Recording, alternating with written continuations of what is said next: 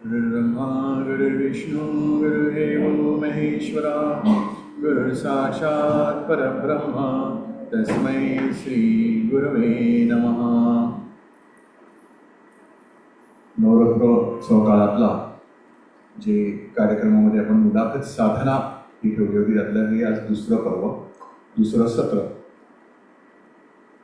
आणि आजचा विषय आहे जे आपण आज सगळेजण एकत्रित अभ्यास करून ज्ञान घेणार आहोत ते आहे आपल्या आयुष्यामध्ये किंवा आपल्या कुटुंबामध्ये सद्गुरूंनी सिद्ध करून दिलेल्या प्रतिमा, त्यांचं काय महत्त्व आहे. तर सर्वप्रथम मला वाटतं इथे उपस्थित आज जे काही भक्तभाविक आहेत सगळ्यांकडे प्रतिमा आहेत वंदनीय दादांच्या, म्हणजे अगदी तिन्ही प्रतिमा जवळजवळ सगळ्यांकडे आहेत, असं कोणी नाही की ज्यांना अजून प्राप्त झाली असं नाही आहे. अच्छा, ठीक, हरकत नाही. तर शुक्रवारी जे सत्र आपल्या ज्येष्ठ गुरुबंधूंनी घेतलं होतं, कामकाज हा विषय, तोच धागा धरून आपण आता पुढे जाणार आहोत.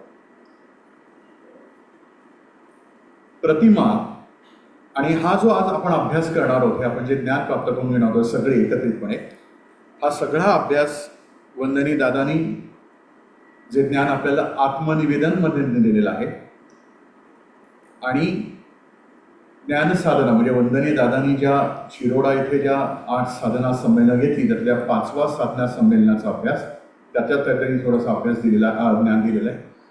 आज जर तसं बघायला गेलं तर आपण जर दादांनी दिलेली ग्रंथांचं जर वाचन करण्याचा प्रयत्न केला असेल किंवा वाचन केलं असेल तर हा विषय दादांनी अनेक ठिकाणी विस्तृतपणे मांडलेला आहे.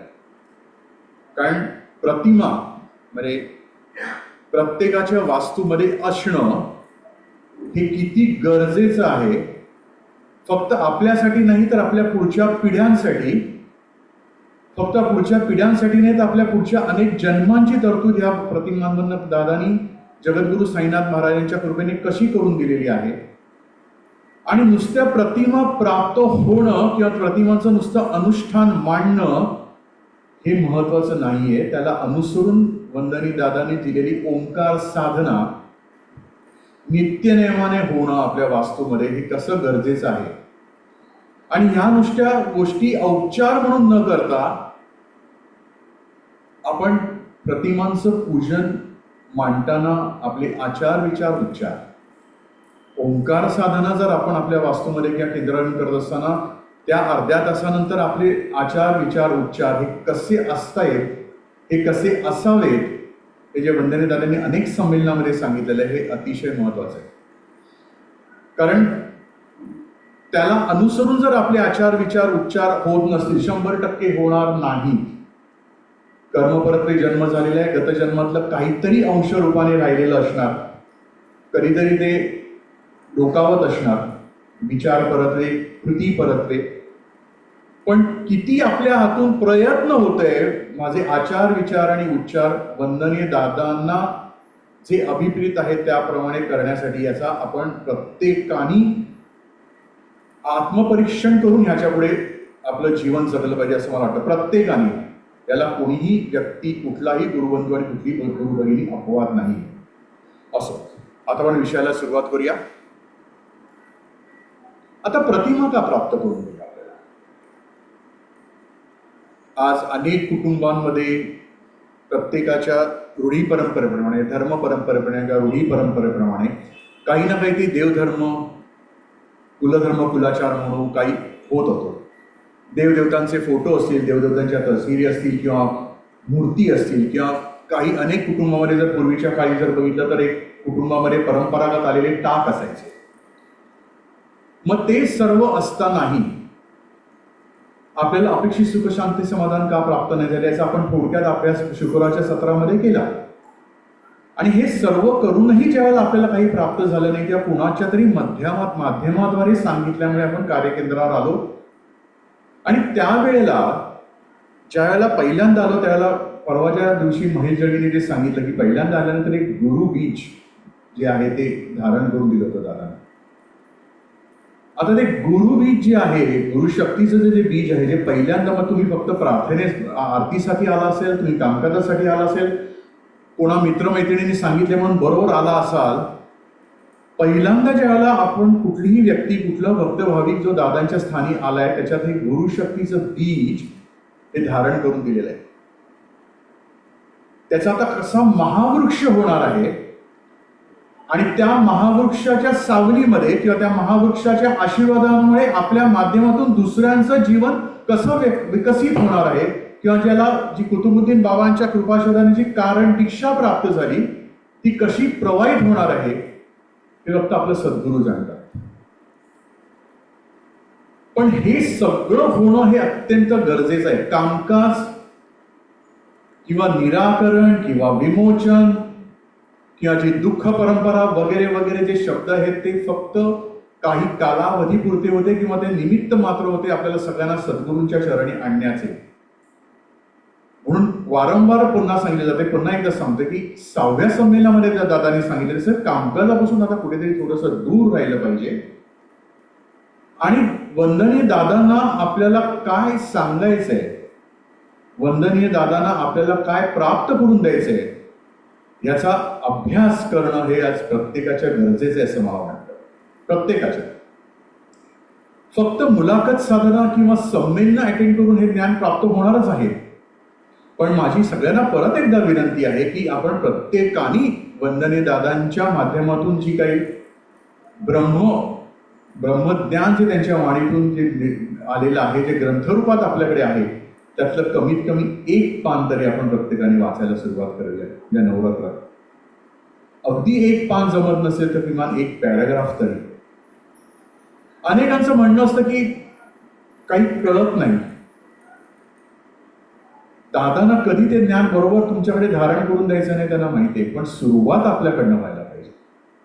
म्हणून मी हे वारंवार माझ्या माध्यमातून सांगितलं जाते की कृपा करून प्रत्येकाने एक पान तरी, अगदी आज घरी गेल्यानंतरही सुरुवात केली तरी चालेल. आज पंचमी आहे मला वाटतं, नवरात्राचे सगळेच दिवस चांगले असतात, पण वंदनीय दादांना जे काही ज्ञान द्यायचे ते आपण धारण करण्याचा जास्तीत जास्त प्रयत्न करूया. चला आता विषयाला सुरुवात करूया. आत्मनिवेदन याच्यातलं हे 46वं हे आहे, पान नंबर 272. नंतर तुम्ही कधी घरी जाऊन त्याचं काय म्हणतो आपण शाळेत असताना जसं गृहपाठ करायचो किंवा होमवर्क ज्याला म्हणतो तसं करू शकता. कारण आपण जो 7व्या संमेलनाचा अभ्यास करतो तर 7व्या संमेलनाचा जो विषय आहे तो जरा कठीण आहे. 7व्या संमेलनाचा अभ्यास आपण जर करत असताना जे आपल्याला जर थोडंफार त्यातलं कळत असेल तर हा विषय समजायला आणखी सोपा जाऊ शकेल.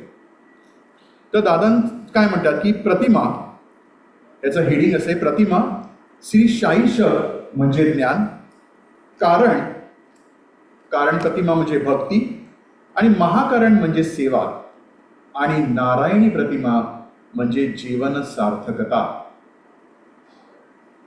दादांचं कार्याचा मेन हेतू जो मानव 84 लक्ष योनीतनो पुनरपी जनन पुनरपी मरण असा प्रवास करत करत आलेला आहे, तो नराचा नारायण व्हावा, त्याचं जन्माचं जे कारण आहे ते पूर्णपणे उदित व्हावं आणि त्याचा पुढचा जो प्रवास आहे तो सद्गुरु कृपेनेच व्हावा, ही सद्गुरूंची आपल्या इच्छा आहे. आता दादा काय सांगतात, मी ते शब्द तसे तसे वाचणार आहे. थोडासा वेळ होईल, विषय कसा पूर्ण होतो ते आपण बघूया. कारण आत्मनिवेदन म्हणजे दादांच्या मुखातनं आलेले ती ब्रह्मवाणीपेक्षाही पुढे काही आहे असं मला वाटतं. कार्यारंभी जे जे भक्त मला भेटण्यासाठी येत असत त्यांना जन्माचे कारण समजत नव्हते, किंबहुना आजही ते सर्वांना माहिती नाही आणि आजही आपली ती तडीफार तशी आहे. त्यामुळे जीवनातील दुःखांची कारणमीमांसा अज्ञात राहिली. केवळ आपण दुःखी आहोत एवढ्या सबबीवर ते कार्यार्थ इकडे आले. त्यावेळी जे मार्गदर्शन झाले त्यात 2 भाग होते. दुःखाचे कारण काय म्हणजे निराकरण. दादांनी थोडक्यात त्याचं अर्थ सांगितलं की दुःखाचे कारण काय. आपण सगळे दुःख परत्वे चालू ना दादांच्या स्थानी. तर दुःखाचे कारण काय हे आपल्याला माहिती नव्हतं, ते अज्ञान होतं. आणि म्हणजे निराकरण, आणि ते दुःख कसे दूर होईल ते सद्गुरूंना माहिती आहे आणि सद्गुरूंच्या कृपेनेच ते होणार आहे, यासाठी निवारण. 2 शब्द दिले दादाने, दुःखाचे कारण म्हणजे निराकरण आणि दुःख कसे दूर होईल यासाठी निवारण. प्रापंचिक जीवनामध्ये जर बघायला गेलं तर आजारी पडल्यानंतर आपण डॉक्टरांकडे गेल्यावर आजार आपण त्यांना सांगतो आपला काय झालाय, आणि त्या प्रित्यर्थ ते डायग्नोसिस करून आपल्याला औषध देतात. म्हणजे ते औषध म्हणजे निवारण. त्याच्यामुळे ते औषध घेतल्यामुळे आपल्याला तब्येतीमध्ये किंवा जे काही आपले शारीरिक व्याधी आहेत त्या दूर आपल्याला आराम पडतो. तसेच जे दुःखाचे कारण आहे ते गतजन्मातलं आहे, ते कुठल्या आहे, काही कारण ऋणानुबंधातलं आहे, कर्मातले काय आहे ते गुरुस्थानी आल्यानंतर गुरूंना माहिती असतं. त्याप्रमाणे ती सेवा दिली जाते, त्याच्यातनं निराकरण होऊन आपलं जे दुःख आहे ते निवारण होत असतं. या दोन मार्गातून सेवा असा तिसरा मार्ग, या मार्गाने जाण्यासाठी ज्ञान व भक्ती पाहिजे. नुसता देव आहे म्हणून त्याला भजणे गैर होय. यासाठी जसे दुःखाचे कारण म्हणून निवारण सांगितले, त्याप्रमाणे जी आपण सेवा म्हणून म्हणतो तिचा अर्थ काय आहे. इथे अजूनही दादांनी सेवेचा अर्थ सांगितलेला नाही. आता सेवा म्हणजे काय, तर मला माझ्या यथाशक्ती येत्या ज्ञानाने जे काही कळले ते मी सांगण्याचा प्रयत्न करतोय. सेवा म्हणजे आत्तापर्यंत काही आपण देवधर्मासाठी काही जी पूजा अर्चा केली ती सेवा का? सेवा म्हणजे फक्त नित्यनियमाने जे काही इथे एक सेवक, नियुक्त सेवक वर्ग असतो ते धोतर घालून नेसून आल्यानंतर इथे जे काही जे कार्य सकाळी आल्यापासून आरती साधना किंवा ओंकार साधनेपर्यंत होतं ती सेवा का? सेवा म्हणजे फक्त आपण नियमितपणे कार्यकेंद्रावर येऊन आरती अटेंड करणं, मुलाखत साधना अटेंड करणं आणि त्या प्रित्यर्थ जे काही आहे ते लाभ करून घेणं म्हणजे सेवा का? तर सेवा फक्त या चौकटीमध्ये अडकलेली नाहीये. सेवा म्हणजे मला जे काही यथाशक्ती ज्ञानाने सांगितलं ती सेवा म्हणजे आपलं जर पुढचं जे जीवन मार्गक्रमण आहे तो गुरूंनी जे काही ज्ञान दिलेलं आहे किंवा गुरूंना जे काही अपेक्षित आहे आपल्याकडनं त्याप्रमाणे आपल्या जीवनाचा प्रवाह यापुढे होणं, त्या प्रित्यर्थतेची प्रापंचिक जीवनातली आणि जी जी काही कर्तव्यता आहे आपली ती कर्तव्य पूर्तता आपल्या होणे म्हणजे सेवा असं मला वाटतं. याचा अर्थ अजून खूप गहन आहे. प्रत्येक वेळेला आपण जसं जसं पुढे जाऊ तसा त्याचा अर्थ अजूनही आपल्याला कळू शकेल. त्यामुळे याच्यावर जास्ती वेळ आता मी घेत नाही. तिचा अर्थ काय हा भक्तांना समजला पाहिजे, यासाठी संमेलनं घेतली. सेवा हा शब्द 2 अक्षरी आहे, परंतु अजून त्याचा अर्थ लागला नाही व लागू नये अशी सेवा व तिचा अभ्यास गुरु आज्ञेने मी सतत करीत होतो. त्यात प्रामुख्याने ओंकार साधना व गुरुनामस्मरण हे सिद्ध झाले व भवितव्यात कुणालाही कष्ट पडणार नाही असा सोपा मार्ग सिद्ध करून त्याची सांगता 1987 साली दीपावली म्हणजे वर्ष पाडवा किंवा बलिप्रतिपदेला गोवा येथे झाली. हा गुरु कार्याचा वृक्ष मोठा आहे. जसं मगाशी सांगितलं की गुरु बीज धारण करून दिलं, तसं दादांनी जी काही साई आध्यात्मिक समिती किंवा जे कार्याची शुभारंभ साधारण अनेक पुस्तकातली 1956 हे साल दिलंय आपण तसा धरून घेतली. त्यावेळेला जी सुरुवात झाली त्याच्यानंतर ती कार्याची सिद्धता किंवा शक्तीपीठ स्थापना म्हणजे कुठेही दादांनी प्रथमतः आलेल्या व्यक्तीला ज्ञान देण्यासाठी प्रयत्न केलेला नाहीये. लक्षात घ्या, साधना संमेलनं जी दादांनी सुरुवात केली ती 1979 साली सुरुवात केली. जी 8 साधना संमेलनं घेतली ती 1979 साली सुरुवात झाली. आणि ती का सुरू झाली की ज्या वेळेला शक्तीपीठ स्थापनेची पूर्तता होणार होती, शक्तीपीठ स्थापन या विश्वाच्या कल्याणासाठी स्थापन करायचं होतं, त्यासाठी बाबांची आज्ञा झाली की यांना सुख देण्यापेक्षा सुखाचा मार्ग दाखव, आणि सुखाचा मार्ग हा फक्त ज्ञानातूनच प्राप्त होत असतो. आणि ते ज्ञान प्राप्ती व्हावी यासाठी म्हणून पहिल्यांदा आल्यानंतर कुठल्याही भक्त भाविकांना काही फिलॉसॉफी ज्याने दादांनी अनेक ठिकाणी तो फिलॉसॉफी हा शब्द पण वापरलेला की फिलॉसॉफी तत्वज्ञान हे अध्यात्मात असं करायला पाहिजे आणि ते करायला पाहिजे अशा कुठल्याही गोष्टी दादांनी पहिल्यांदा सांगितलेल्या नाहीये. हा गुरु कार्याचा वृक्ष मोठा आहे, पण त्याचे फल म्हणजे सांगता ही आंब्याप्रमाणे मधुर आहे. फल अधिक मधुर आहे म्हणून कार्य संकुचित नाही. या कार्याची सांगता म्हणजेच प्रतीक, आणि हे 4 प्रतिमांच्या रूपात तुम्हा सर्व भक्तांच्या घरोघरी आज नांदत आहे. यातच सर्व मानव जीवनाचे सार्थक आहे. या 3 प्रतिमांच्या रूपात ज्ञान म्हणजे श्री साईशक, भक्ती म्हणजे कारण व सेवा म्हणजे महाकारण प्रत्येक भक्ताच्या हृदयी वास करीत राहावी, म्हणजे त्याची जी जीवन सार्थकता होईल तीच नारायणी म्हणजे चौथी प्रतिमा होय. व त्यावेळी भक्त माध्यमातून हेची ज्ञान देवा तुझा विसर न व्हावा असे अमृत बोल घरोघरी ऐकू येतील. म्हणजे आज जे आपण अनेक काळपर्यंत फक्त आपले प्रश्न, आपले दुःख कशी दूर होती याच्याच विवेचनात होतो, त्यावेळेला आपल्याला सद्गुरूंनी ह्याच्या व्यतिरिक्त काहीतरी, ह्याच्या पुढे जाऊन काहीतरी दिलेलं आहे. आणि त्यामुळे आता जो प्रश्न जो काही मला आहे किंवा ज्याला मी दुःख म्हणतो माझ्या प्रापंचिक जीवनामधलं, ते आता शिल्लकच राहिलेलं नाही. प्रश्न अनुत्तरित राहिलेले आहेत अनेकांचे. काही ना काहीतरी तिची तीव्रता जी आहे ती 100% त्यातली कमी झालेली आहे. पण ते आज दुःख किंवा ती जे आपण दादांच्या कार्यामध्ये पहिल्यांदा आल्यानंतर ती जी तीव्रता होती, त्यात जे आपण जसे होरपळून गेलो होतो तशी आज परिस्थिती आपली नाहीये. म्हणूनच या आठवड्याच्या पहिल्या दिवशी आज इतक्या संख्येने आज आपण इकडे या मुलाखत साधनेसाठी उपस्थित आहात. मागे रविवारी मुलाखतीमध्ये सांगितलं होतं अनेकांना की दादा द्वारकामी ज्याला बुधवारी अनुष्ठान असायचं आणि दादा गॅलरीमध्ये त्यांच्या जी काही आराम खुर्ची होती ते बसलेले असायचे. तेव्हा दादानी सांगितलं होतं की 7 वाजता अनुष्ठानाला सुरुवात व्हायची आणि साधारण 6:30, 6:35 पर्यंत सगळी सामसूम असायची. 6:40 नंतर लगबग भक्तभाविकांची रिक्षा असेल, स्कूटर असेल, सायकल असेल यायला लागायची. तेव्हा दादांचे शब्द असे होते की आज मला अति आनंद होते की हेच भक्तभाविक एकेकाळी किंवा काही काळापर्यंत कामकाजासाठी धावत या स्थानी येत होते, तेच आज या अनुष्ठानासाठी आज धावत येत आहे. हे स्थित्यंतर आहे ना. हा बदल कसा झाला? सहज झाला. जाणवलं का आपल्याला कधी? परवा आपल्या ज्येष्ठ गुरुबंधूंनी तेच सांगितलं की पहिल्यांदा आल्यानंतर कामकाजाला कधी नंबर लागेल, कधी जातो, इकडनं माझा प्रश्न येतो आणि असं जातो. आणि ती आरतीची गोडी कधी लागली, आरतीनंतर दादांचं कार्य काय हे कधी कसं विचारावं असं वाटावं लागलं. मग ओंकार साधना म्हणजे काय हे शिकून घ्यावं असं वाटलं. मग एका स्टेजवर आपल्याला ती ओंकार साधना आपल्याकडे प्रवाहित करून दिली. मग संमेलन अटेंड करावी लागली. हे सहज हा प्रवास घडलेला आहे. आपल्या पूजनार्थ ज्या देवांच्या प्रतिमा आज आहेत व ज्यांचे पूजन आपण सर्व भक्त करीत आहात त्याबद्दलचे मार्गदर्शन तपशीलवार केले. जेव्हा श्री जगद्गुरू साईनाथ महाराज यांची आज्ञा अशी झाली की जो कोणी माझा भक्त असेल त्याने 3 प्रतिमा पूजनार्थ घ्याव्यात, कारण ह्या 3 प्रतिमामध्ये जे सिद्ध केलेले तत्व आहे ते नवनाथादी परंपरेपासून आहे.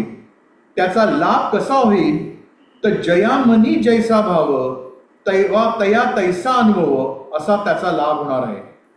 परत पॅराग्राफ वाचतोय. साईनाथ महाराजांची आज्ञा अशी झाली. आज्ञा म्हटले दादाने इकडे, निवेदन नाही म्हटले, आज्ञा. म्हणजे आपल्याला ह्या प्रतिमा प्राप्त होणारच आहेत हे बाबांना आणि दादांना माहिती होतं. प्रत्येकाला एका वेगवेगळ्या स्टेजवर ती वेळ आल्यानंतर त्या प्रतिमा प्राप्त होणार. पण या प्रतिमा विश्वाच्या कल्याणासाठी दादांच्या चरणी आलेले जे भक्तभाविक आहेत त्यांच्या घरी असणं गरजेचंच आहे. फक्त आपल्यासाठी नाही तर विश्वाच्या शांतीसाठी. हा पुढे विषय आहे आपल्याकडे. पण काय म्हणते की जो कोणी माझा भक्त असेल त्याने 3 प्रतिमा पूजनार्थ घ्याव्यात, कारण या 3 प्रतिमामध्ये जे सिद्ध केलेले तत्व आहे हे नवनाथादी परंपरेपासून आहे. त्याचा लाभ कसा होईल तर जयामनी जैसा भाव तया तैसा अनुभव. प्रतिमांचं पूजन करताना कुठेही औपचाराला दादानी महत्व दिलेलं नाही. जसं 8व्या सदना संमेलनामध्ये सांगितलं दादाने की आता गुरु शक्तीचं पूजन करायचंय. तुम्हाला आता मी गुरु शक्तीशी जोडून दिलेलं आहे, व्यक्ती पूजन करायचं नाहीये. आणि प्रतिमांचं 4थ्या साधना संमेलनामध्ये विषय अन्न, प्रतिमांचं अन्न किंवा प्रतिमांचं खाद्य काय आहे तो ओंकार साधना. तर म्हणून दादा की जयामनी जैसा भाव तया तैसा अनुभव. ज्या कुठल्या भावनेने आपण ते पूजन करणार आहोत. आता मगाशी म्हणूनच एका गुरु भगिनीने सांगितलं एक थोडंसं पान फाटकं होतं, हरकत नाही ना. आता तर गर्दी झालेली आहे त्याच्यात जे मिळालं ते आपण पान ठेवलं तर दादा रागवणार आहेत का? दादा रागवणार नाहीत ना, कारण ती भावना आहे. आजच्या दिवशी मला या हे जे काही ज्ञान प्राप्त करून घ्यायचे त्याच्यातनं माझ्या या प्रापंचिक जीवनातला जो महत्वाचा जे काय आहे त्यातला मी 1.5-2 तास माझ्या सुखशांती समाधानासाठी इथे येऊन काढतोय किंवा काढते. त्यामुळे औपचार म्हणणे म्हणून काय म्हटलं की ज्याचा जसा तुमचा भाव असेल तशा प्रतिमा तुमच्याशी बोलणार आहे. पुढे दादांचं वाक्य आहे की एक वेळ येईल की या प्रतिमा तुमच्याशी बोलायला लागतील. प्रतिमा म्हणजे फक्त ती चांदीची एवढी काय म्हणा ती आकाराची गोल ही किंवा सोन्याची प्रतिमा नुसतं तेवढं नाहीये. ते तत्व अतिशय प्रखर आहे. त्याची हेटाळणी करण्याचा कोणी प्रयत्न कोणी दादाने पुढे दिलेला आहे. पुढे तर त्यांनी असं दिलेलं आहे की या प्रतिमा ऐपत आहे म्हणून घेणार की जे काही ज्योतिष कार्यातली लोक आहेत त्यांना त्यांनी आवर्जून सांगितलेलं आहे की या प्रतिमांचा खेळ खेळू नका. तुमच्या उदरनिर्वाहासाठी या प्रतिमा विकू नका, कारण तो अग्नी आहे. या प्रतिमा आपल्यावर सक्ती करून त्या घ्याव्यात असे सांगण्यात आलेले नाही व भवितव्यात सांगणारही नाही. जी गोष्ट ईश्वराच्या कृपेने मला प्राप्त झाली ती प्राप्ती सर्वांना लाभावी अशी माझी इच्छा आहे. म्हणून ज्यावेळी दीपावलीला प्रतिमा देण्याचे हे कार्य सिद्ध झाले तेव्हाच प्रतिमा आपल्याला देण्यात आल्या. जीवनामध्ये अडीअडचणी कधीही संपणाऱ्या नाहीत. आपले आयुष्य संपले तरी अडचण शिल्लक राहतात, त्या राहू नयेत म्हणून देवधर्माला आपण शरण जातो. म्हणजे आतापर्यंत जे काही आपलं देव होतो, जे जीवनाचा मार्गक्रमण होता तो असा होता की मला सुख शांती मिळावी म्हणून देवचरण आहे आणि म्हणून आपण देवाला शरण जातो. पण त्यापेक्षा नित्याची प्रार्थना व या प्रतिमांचे पूजन महत्वाचे आहे. सोने हे पिवळे आहे म्हणून आपण मौल्यवान मानतो, पण त्यापेक्षा ज्या कुटुंबात ह्या प्रतिमा आहेत ते कुटुंब जगापेक्षा अधिक सुशोभित होईल असा माझा आत्मविश्वास आहे. काय सुंदर वाक्य बघा की त्यापेक्षा ज्या कुटुंबात ह्या प्रतिमा आहेत, म्हणजे माझी जी काही लेकरू आहे, माझं जे कुटुंब आहे ते कुटुंब जगापेक्षा अधिक सुशोभित होईल. मग त्यांचं जे अपेक्षित सुखशांती किंवा त्यांचा जो मार्गक्रमण आहे तो सद्गुरूंच्या आज्ञेनुसार किंवा सद्गुरूंच्या ज्ञानानुसार होईल, त्यांचं पुढचं जीवन व्यतीत होईल असं ते सुशोभित होईल. म्हणजे गाडी बंगला आणि काय म्हणतात ते वेल फर्निश घरं वगैरे नाही. जे आतापर्यंतच्या जीवनामध्ये जे अनेक चढ उतार बघितले होते ते न होता आपलं जीवन जे आहे त्याचा जो पुढचा मार्गक्रमण आहे तो सद्गुरु कृपेने योग्य प्रमाणेच जाईल. आणि असा माझा आत्मविश्वास आहे की दादांना ती खात्री आहे की माझ्या चरणी सद्गुरु कृपेने आलेला जो भक्त भाविक आहे त्याचा पुढचा जीवनकाळ जो आहे तो 100% सुखशांती समाधानाचा जाणार आहे. आपल्याकडे ती अजून तेवढी काय म्हणतात ती विचार म्हणा किंवा कुठेतरी थोडीशी आपली सगळ्यांची काही प्रमाणात ती अजून डळमळीत आहे. असो, ज्या ज्या ठिकाणी मन जाये माझे त्या त्या ठिकाणी निजरूप तुझे, मी ठेवितो मस्तक ज्या ठिकाणी तेथे तुझे सद्गुरु पाय दोन्ही, असा प्रतिसाद आपल्याला मिळेल. आता आपण भक्तांना ज्या 3 प्रतिमा देण्यात आलेल्या आहेत त्या प्रतिमा म्हणजे काय, त्याच्या मागे परंपरा काय आहे, त्या सोने चांदीच्याच का केल्या, आपल्या प्रत्येकाकडे पूजनात देवदेवतांच्या मूर्ती व टाक असून सुद्धा या प्रतिमा पूजनासाठी का दिल्या गेल्या याचा आस्थापूर्वक विचार करणे आवश्यक आहे. आता मगाशी जो प्रश्न विचारला जसं दादाने विचारला की तुमच्याकडे देवधर्म चालवत होता सगळं होतं पण ते काय होत नव्हतं. कारण आता 7व्या संमेलनाचा जो आपण अभ्यास करतोय त्याच्यात काय दादाने सांगितलंय, ही विश्वाला तारणारी जी ही काही महाकारण शक्ती की जी महाशक्ती आहे ही संपूर्ण विश्वाला, जगाला नाही, दादांचा शब्द आहे विश्वाला व्यापून राहिलेली आहे ती शक्ती. त्या शक्तीतनं ह्या काही देवदेवतांचं जे आपण काही पूजन करत आलेलो आहोत त्या देवदेवतांनी अंश रूपाने ती शक्ती आपल्यात धारण करून जगाच्या कल्याणासाठी कार्य केलेलं आहे. लक्षात घ्या, ती महाकारण शक्ती जी आहे ती इतकी विशाल आहे, त्यातल्या अंश रूपाने प्रत्येक देवदेवतांनी जगाच्या कल्याणासाठी अंश रूपाने त्यातलं ती शक्ती स्वतःमध्ये धारण केली आणि मानवाच्या कल्याणासाठी त्याचा उपयोग करण्यासाठी त्या धारण झालेल्या आहेत. आता तीच महाकारण शक्ती आपण 7व्या संमेलनामध्ये अभ्यास करतो, ती शक्ती जी आहे ती दादांनी आध्यात्मिक किंवा मानवाच्या काय म्हणतात त्याच्या दादांनी 7व्या संमेलनामध्ये सांगितले की ही शक्तीचा उपयोग जपाननी आपल्या इलेक्ट्रॉनिक डेव्हलपमेंटसाठी करून घेतला. म्हणजे ती त्यांची प्रगती आहेच, त्या प्रगतीबद्दल काही म्हणणं नाहीये, पण दादाने ती शक्ती स्थळ काळ वेळ याचं बंधन पाळून ती शक्ती मानवाच्या पुढच्या अनेक पिढ्यांची आणि पुढच्या अनेक जन्मांची त्याच्यातनं सुखशांती समाजाची तरतूद होईल यासाठी ती शक्ती धारण करून दिली, ती प्रतिमेमध्ये धारण करून दिली. ह्या प्रतिमेमध्ये कुठल्याही देवदेवता ह्याच्यात सामावलेल्या नाहीयेत. आता दादाने एका मुलाखतीत सांगितलेलं ती साईशक प्रतिमा आहे, त्याच्यात 2 आपली चरण आहेत किंवा पावलं आहेत. त्याच्यात दादानी सांगितलं, तुम्ही म्हणाल तर ते तुमचं कुलस्वामी आहे, तुम्ही म्हणाल तर ते जीजस आहे, तुम्ही म्हणाल तर राम आहे, कुणी म्हणाल तर शंकर आहे, तुम्ही म्हणाल तसं. भाव काय तुमचा आहे, तुमच्या मागची भावना काय आहे प्रतिमांच्या ह्याच्यासाठी. म्हणून ती जी प्रतिमा जर एखाद्या ख्रिश्चन माणसांकडे जरी गेली तरी ती तेवढ्याच कार्य करणार. म्हणून इकडे धर्माचं बंधन नाहीये, जातीचं बंधन नाही. कार्यारंभी मी जेव्हा भारताचा प्रवास केला, अनेक तीर्थक्षेत्र व देवळे पाहिली, त्यावेळेला प्रत्येक भक्तांच्या घरातील देवदेवतांच्या मूर्ती व प्रतिमा पाहिल्या. त्यावेळी असे अनुभवास आले की ह्या देवदेवतांच्या प्रतीकामध्ये देवत्व शिल्लक राहिलेले नाही. आता देवळामध्ये असलेल्या मूर्ती किंवा देवळामध्ये असलेलं काही जे देवधर्म चालतोय आणि आपल्या कुटुंबांमध्ये असलेल्या देवदेवता आहेत,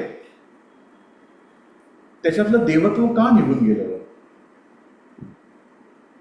ज्या कोणी आद्य पुरुषाने कुठल्या काळामध्ये ही जी काही पीठं स्थापन करून दिली होती मानवाच्या कल्याणार्थ, तिथे ती त्या देवतेची जी शक्ती आहे ती तिथे धारण करून दिली होती त्यांच्या शक्तीनुसार.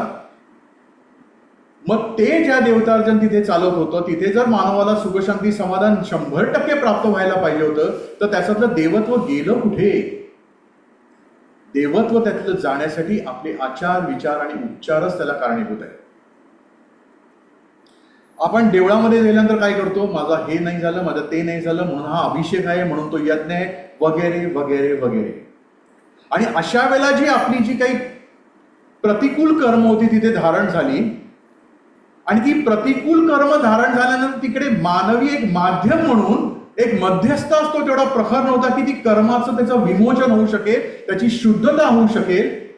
आणि हळूहळू हळूहळू ती कर्माचा मानवाच्या जिथे जिथे जिथे जेवढं आपण देवळात जाऊन हे केलं तिथे तर त्याचा डोंगर वाढत गेला आणि ते देवत्व कमी झालं. देवत्वामध्ये देवांच्या शक्तीमध्ये कुठेही कमतरता नव्हती, नाही आणि नसणारी आहे पुढे. मागे एकाने मला विचारलं की मग आपण इथे पण आल्यावर कामकाजाला प्रश्नच विचारतो ना, आपले कर्म घेऊनच येतो. कामकाजा दिवशी जे काही असेल ते बघता इथे कर्म घेऊनच होतो, की म्हणून आरतीला येताना पण आपण कर्म घेऊनच होतो. पण इथे त्याचं विमोचन होतं कारण कंट्रोल बाबां सद्गुरूंकडे. म्हणून बुधवारी एक दिवस अनुष्ठान दुसऱ्यांसाठी आहे ना, अनुष्ठान स्वतःसाठी नाही, म्हणून त्यामध्ये न्यास नाही करायचे. आज आपण 9 दिवस इथे न्यास का करत नाही? कारण ही जी शक्ती आहे ती जास्तीत जास्त आपल्याला धारण करता आली पाहिजे. आपल्याला पैसारा नेहमी आरतीनंतर निवेदन करताना सांगतात की जास्तीत जास्त हे 9 दिवस 10 दिवस जे आहे ती शक्ती धारण करता आली पाहिजे, ज्याचा विनियोग किंवा त्याचा उपयोग आपल्याला पुढच्या वर्षभर होऊ शकतो. ही निसर्ग निर्मित व्यवस्था आहे. आणि हे सगळं होत नसल्यामुळे आपल्या कुटुंबातील सगळ्यात महत्वाचं म्हणजे आपले आचार विचार आणि उपचार जे पूर्वीच्या काळी आपल्या पूर्वजांकडनं कदाचित होतं म्हणून त्याला आपण सुखशांती समाधान किंवा समृद्धी होती, एकत्र कुटुंबीय आनंदाने राहत होतो. आज 4 जण एकत्र राहू शकत नाहीयेत ही आज व्यथा आहे सगळीकडे. कारण आपले आचार विचार आणि उपचार, कारण हा नेहमीच आपला विषय झालेला आहे की वास्तुदेवतेचा एकच मंत्र असतो म्हणजे तथास्तु. आपण जे जे काही बोलतो म्हणून अनेक आपण जर पूर्वीच्या लोकांचं बघितलं की घरामध्ये मंगल बोल व्हावे, मंगल बोलावं, चांगलं बोलावं, हे संतांनी हे नंतर सांगितलं, आपल्या सद्गुरूंनी नंतर सांगितलं की आपण हे जे बोल आहे आपल्या आजोबां किंवा आधीच्या पिढीपासून हे सतत सांगत आले होते की मंगल बोलावं. कारण काय ज्यावेळेला होतं की ज्या वेळेला आपल्या मुखातून जो काही शब्द असतो, जी काही वाक्य आपल्या मुखातून बाहेर पडत असतात, ती स्पंदनं, ते मंगल असेल किंवा अमंगल असेल बोलणं, ती व्हायब्रेशन्स पुन्हा आपण धारण करत असतो. ज्याला आपण निगेटिव्हिटी की आपण अनेकाला दुसऱ्यांना दोष देतो, ती निगेटिव्हिटी आपण धारण केलेली आहे. आणि अशा ह्या सगळ्या क्रिया ज्या अनेक काळापासून चालत असल्यामुळे त्यातलं देवत्व निघून गेलं होतं. आज देवदर्शन म्हणून जो काही पूजन येतो तो केवळ रूढी परंपराप्रमाणे केलेले अनुकरण व उपचार म्हणून असल्यामुळे त्या देवतार्जनातून जे सुखशांती समाधान प्राप्त झाले पाहिजे ते प्राप्त होत नाही. कारण आपण जे काही देवदर्शन करतोय आपल्या आईवडिलांनी सांगितलं म्हणून करतोय, त्यांनाही माहिती नव्हतं की हे का करायला पाहिजे, याच्या मागचं शास्त्र काय आहे, आणि ती रूढी परंपराप्रमाणे चालली असल्यामुळे दादानी ह्या सगळ्या गोष्टी बंद करायला सांगितल्या. उपास तापास व्रतवैकल्य नाही ना कोणाचे उपास नवरात्रीतले फलाहार करून वगैरे. त्याच्या मागचं कारण ते की रूढी परंपराप्रमाणे ते काय आता हल्लीच्या भाषेत सांगायचं तर कॉपी पेस्ट, कम्प्युटरवाले सगळे कॉपी पेस्ट करायचं फक्त. का? त्याच्यावरचं ज्ञान नाही, काय प्राप्त होत नाही. त्यामुळे प्रत्येक जण आज काही ना काही दुःखाने पीडित व गांजलेला आहे. आणि अशी परिस्थिती अनुभवास आल्यानंतर मी परमपूज्य बाबांकडे अशी विचारणा केली की ह्या दुःखी लोकांना काही एक निश्चित मार्ग व सेवा सांगितली पाहिजे जेणेकरून ते सुखी होतील, असा प्रसाद आपण मला द्यावा. दादानी त्यांच्या सद्गुरूंकडे मागितले ते विश्वासाठी मागितलेले, आपल्यासाठी आणि आपल्या कुटुंबासाठी कधीही मागितलेलं नाही. परमपूज्य बाबा म्हणाले, तुझी त्यांच्या दुःखाबद्दलची तळमळ मला समजते, पण त्यासाठी योग्य वेळ आली की तुला काय करायचे ते सांगेन.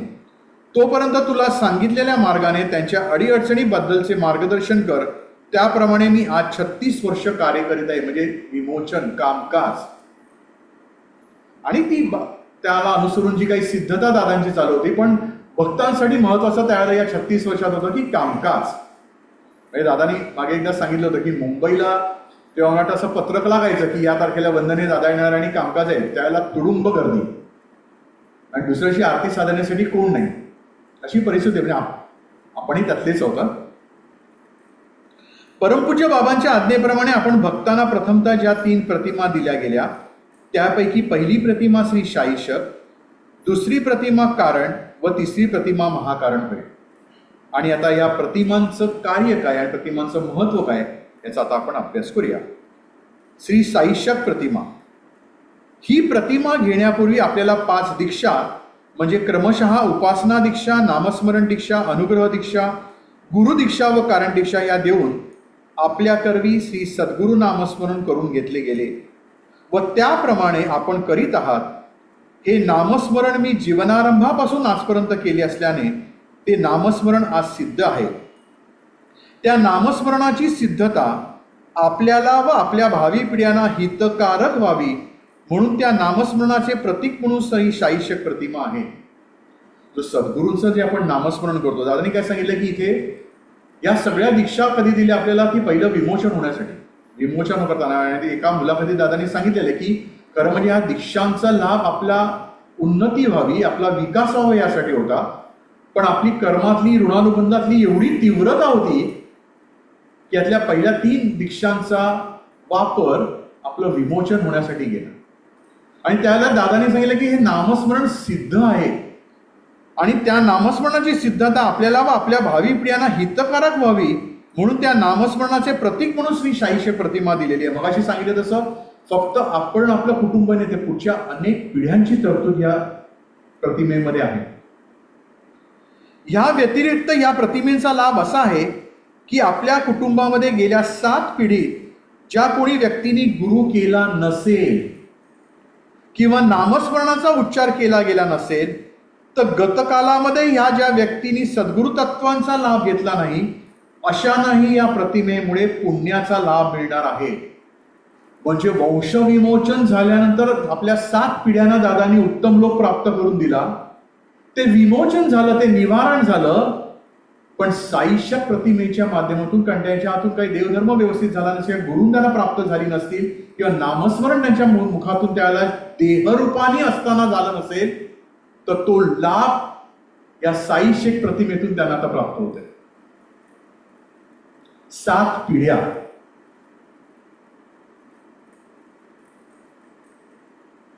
याशिवाय भवितव्यात भावी पिढ्यांचीही तरतूद या प्रतिमेमध्ये केलेली आहे.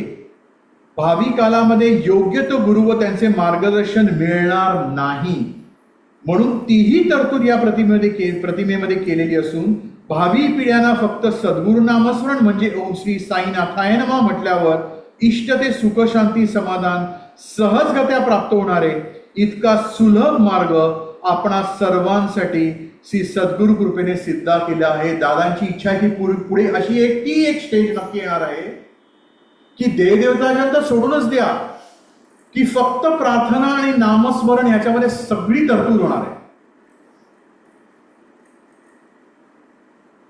पण त्यासाठी प्रयत्न आपल्या माध्यमातून व्हायला पाहिजे. आपल्या माध्यमातून ज्यावेळेला प्रयत्न होतील त्यावेळेला ते पुढच्या पिढीकडे प्रवाहित होणार आहे.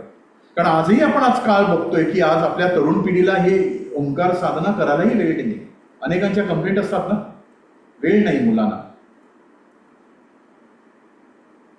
प्रापंचिक कर्तव्यामध्ये तुमची साधना चुकत असेल तर काही हरकत नाहीये, पण साधना, ओंकार साधना जर आपल्या घरी प्रतिमा असेल तर किती होणं गरजेचं आहे. कारण त्या प्रतिमेच्या माध्यमातून, त्या साधनेच्या माध्यमातून वंदनीय दादांनी जी कारण दीक्षा प्रवाहित करायची आहे ती आपल्या अधीन नाहीच आहे, ती प्रवाहित होणारच आहे.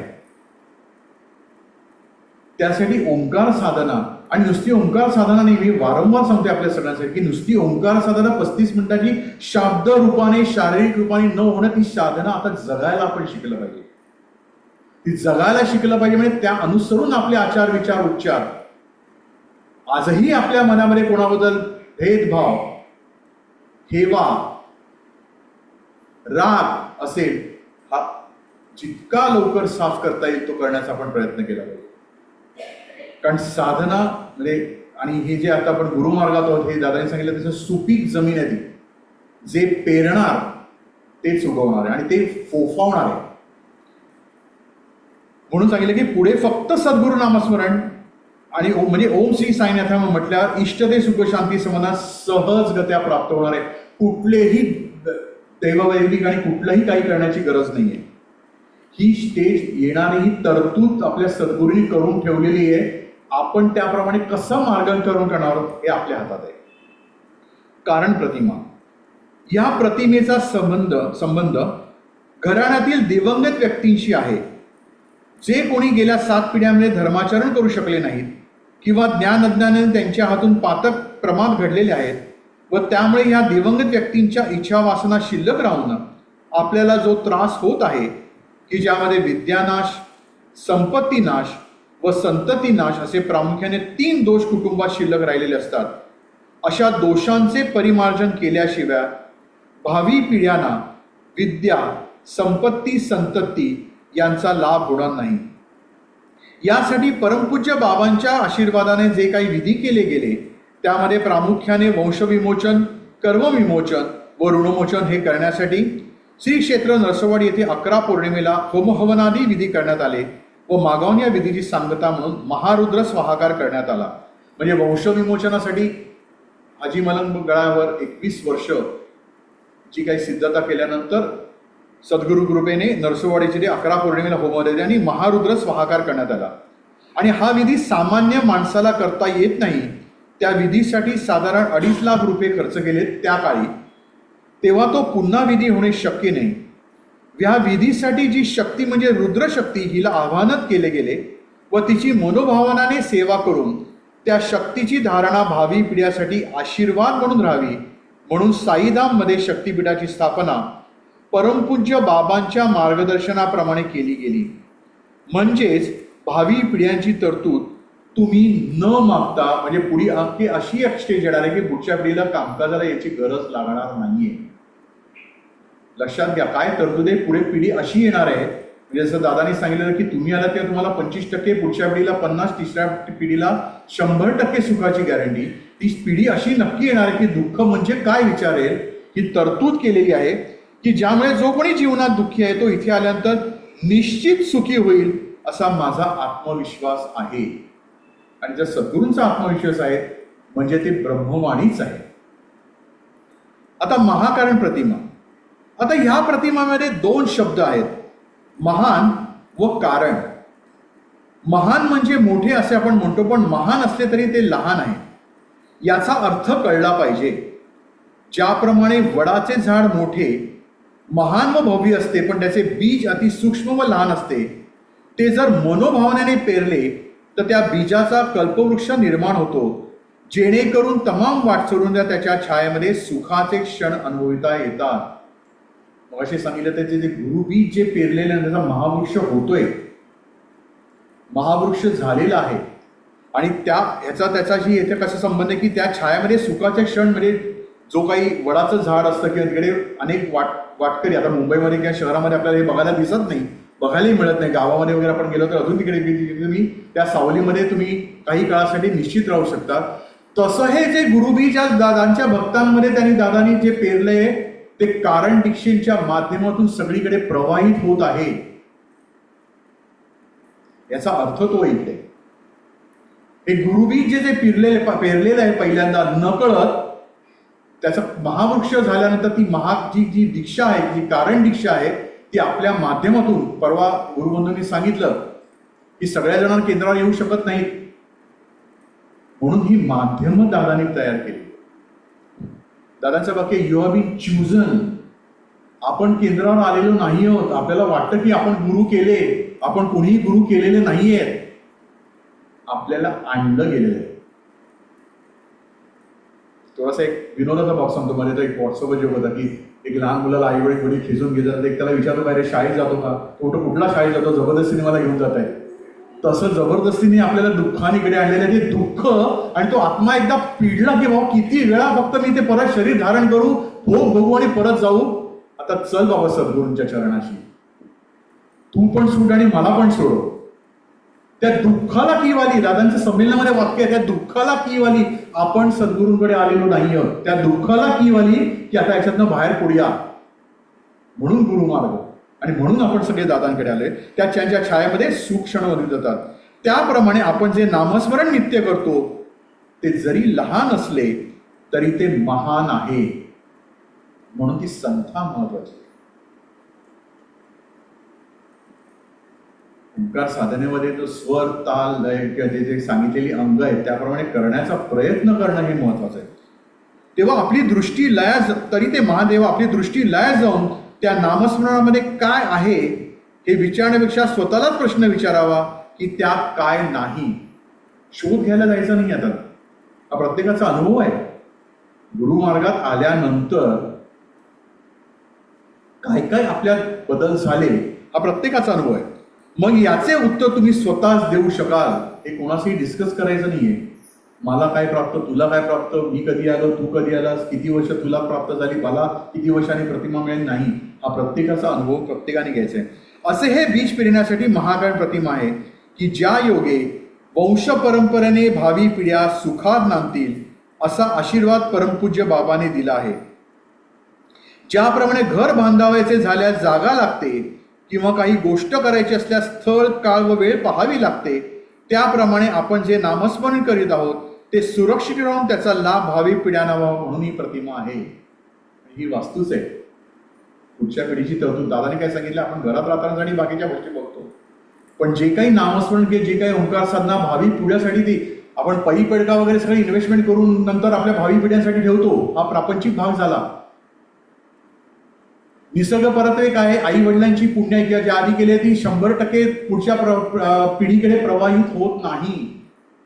पण त्यांनी केलेली जी कर्म आहेत किंवा त्यांनी केलेल्या ज्या चुका आहेत, पातक प्रमाद जे आहेत ते 100% पुढच्या पिढीकडे प्रवाहित. हा निसर्ग नियम आहे.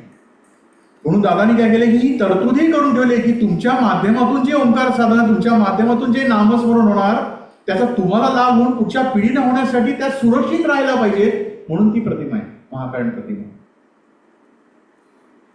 केवढं महान कार्य आहे या प्रतिमेचं. आज नित्याने जी सेवा आपण करतो त्याचा अंतर्भाव या प्रतिमेमध्ये होऊन कालांतराने ही प्रतिमा तुमच्या भावी पिढ्यांसाठी बोलू लागेल. काय म्हटले, आपण जे नामस्मरण करीत आहोत ते सुरक्षित राहून त्याचा लाभ भावी पिढ्यांना व्हावा म्हणून ही प्रतिमा आहे.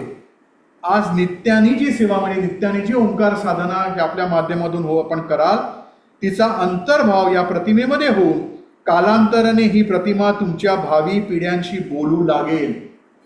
बोलू लागेल म्हणजे आज आपण एकमेकांशी संवाद साधतोय तसं नाहीये. त्या प्रतिमेमुळे जी काय अपेक्षित सुखशांती किंवा त्यांना जे दुःखच प्राप्त होणार नाहीये, त्यामुळे त्यांना प्रतिमांचं महत्व काय आहे, वंदने दादांचं कार्य काय आहे, कार्य केंद्रावर ज्ञान संवेदना वर्गाला येणं किती महत्वाचं आहे हे आपल्या पुढच्या पिढीला सांगणं हे आपलं आद्य कर्तव्य आहे. आपण जर त्यांना हे ज्ञान दिलं नाही तर ह्या ज्या दादांनी ज्या गोष्टींची पूर्तता करून ठेवलेली, तरतूद करून ठेवलेली आहे, ते पुढे प्रवाहित होणार नाही आणि त्याला फक्त आपण आणि आपणच जबाबदार असणार आहोत. सगळी तरतूद आहे पुढच्या अनेक वर्षाची, याच्यात काही बदल करायची गरज नाहीये. पण आपल्या पिढीला, पुढच्या पिढीला हे ज्ञान देणं की गुरुमार्ग म्हणजे काय, आपण आधी पहिलं ज्ञानी झाल्यानंतर आपल्या पिढीला ज्ञान देणं, त्यासाठी त्यांना ती आरती साधण्याची, ओंकार साधण्याची, जी काही लहान मुलांची जी ओंकार साधना आहे त्याची नित्यनेमाने सवय लावणं. पूर्वीच्या काळी होत होतं ना, संध्याकाळी दिवा लागल्यानंतर रामरक्षा काय आणि शुभम करोती वगैरे सगळ्या गोष्टी प्रत्येक कुटुंबामध्ये होत होत्या. मग त्या का आता बंद झाल्या आपल्याकडनं? आधुनिकरण, फॅशन, मॉडर्न,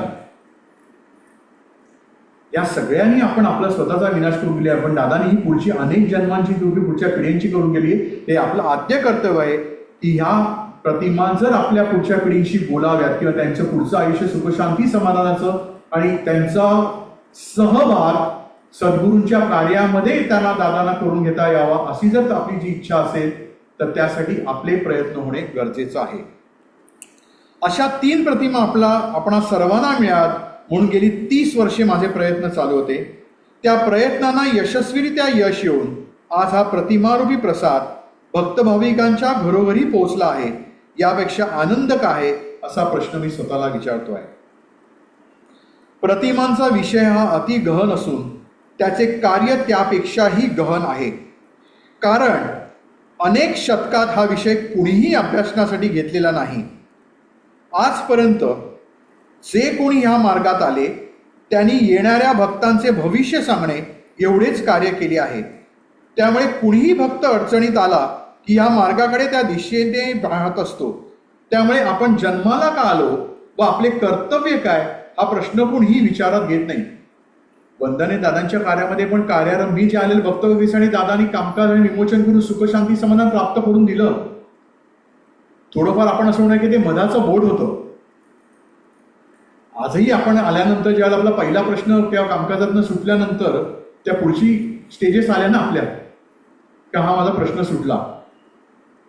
आता परवा आपल्या गुरुबंधूंनी सांगितल्याप्रमाणे असंही आहे की अजून काही माझा प्रश्न सुटलेलाच नाहीये. काय कुठला प्रश्न सुटलेला नाही? जो प्रश्न कामकाजात विचारलेला तो सुटलेला नाही, पण त्या 11 आठवड्यामध्ये दुसरं काही प्राप्त झालंय इथे लक्षच नाहीये. दादांचा आत्मविश्वास आहे की माझ्या चरणाशी, सद्गुरूंच्या चरणाशी आलेला भक्तवाईक हा 100% सुखी होणारच आहे. म्हणून आपले कर्तव्य काय असा प्रश्न कुणीही विचारात घेत नाही. म्हणजे इतर कार्यामध्ये फक्त अध्यात्मिक नामस्मरण कर किंवा हे कर किंवा ते कर एवढंच सांगितलं जातं. पण दुःखाचं कारण काय आहे? आणि हे जे वंदनीय दादांचं कार्य आहे, जसं मगासपासून सांगतो की त्याप्रमाणे फक्त ह्या जीवनापुरतं नाहीये. या जीवनातलंही जे काही प्रापंचिक जीवन आपण जगत आहोत त्यासाठी लागणारे जे काही अहिक गोष्टी आहेत, प्रापंचिक जीवनासाठी लागणाऱ्या अहिक गोष्टी ह्या सहजपणे मिळणार आहेत. आता नवरात्र, आता दिवाळी परत, आता अनेक मार्केटमध्ये स्कीम्स येतील, याच्यावर हे घेतलं की फ्री, त्याच्यावर 2 वर 1 वगैरे वगैरे अशा अनेक येतात. प्रापंचिक घरी व्यवहारिक बोलायचं दादांची स्कीम आहे, ह्या अहिक तुम्हाला मिळणारच आहे आपल्याला सगळ्यांना फ्री. पण ते कधी मिळणार आहे किंवा त्याची जाणीव व्हायला पाहिजे. ते मिळालं त्याची किंमत पण कळली पाहिजे ना. आज काही उदाहरणं मागच्या शुक्राच्या मध्ये आपल्या गुरुबंधूंनी दिली की हे करूनही का प्राप्त होत नाही आपल्याला.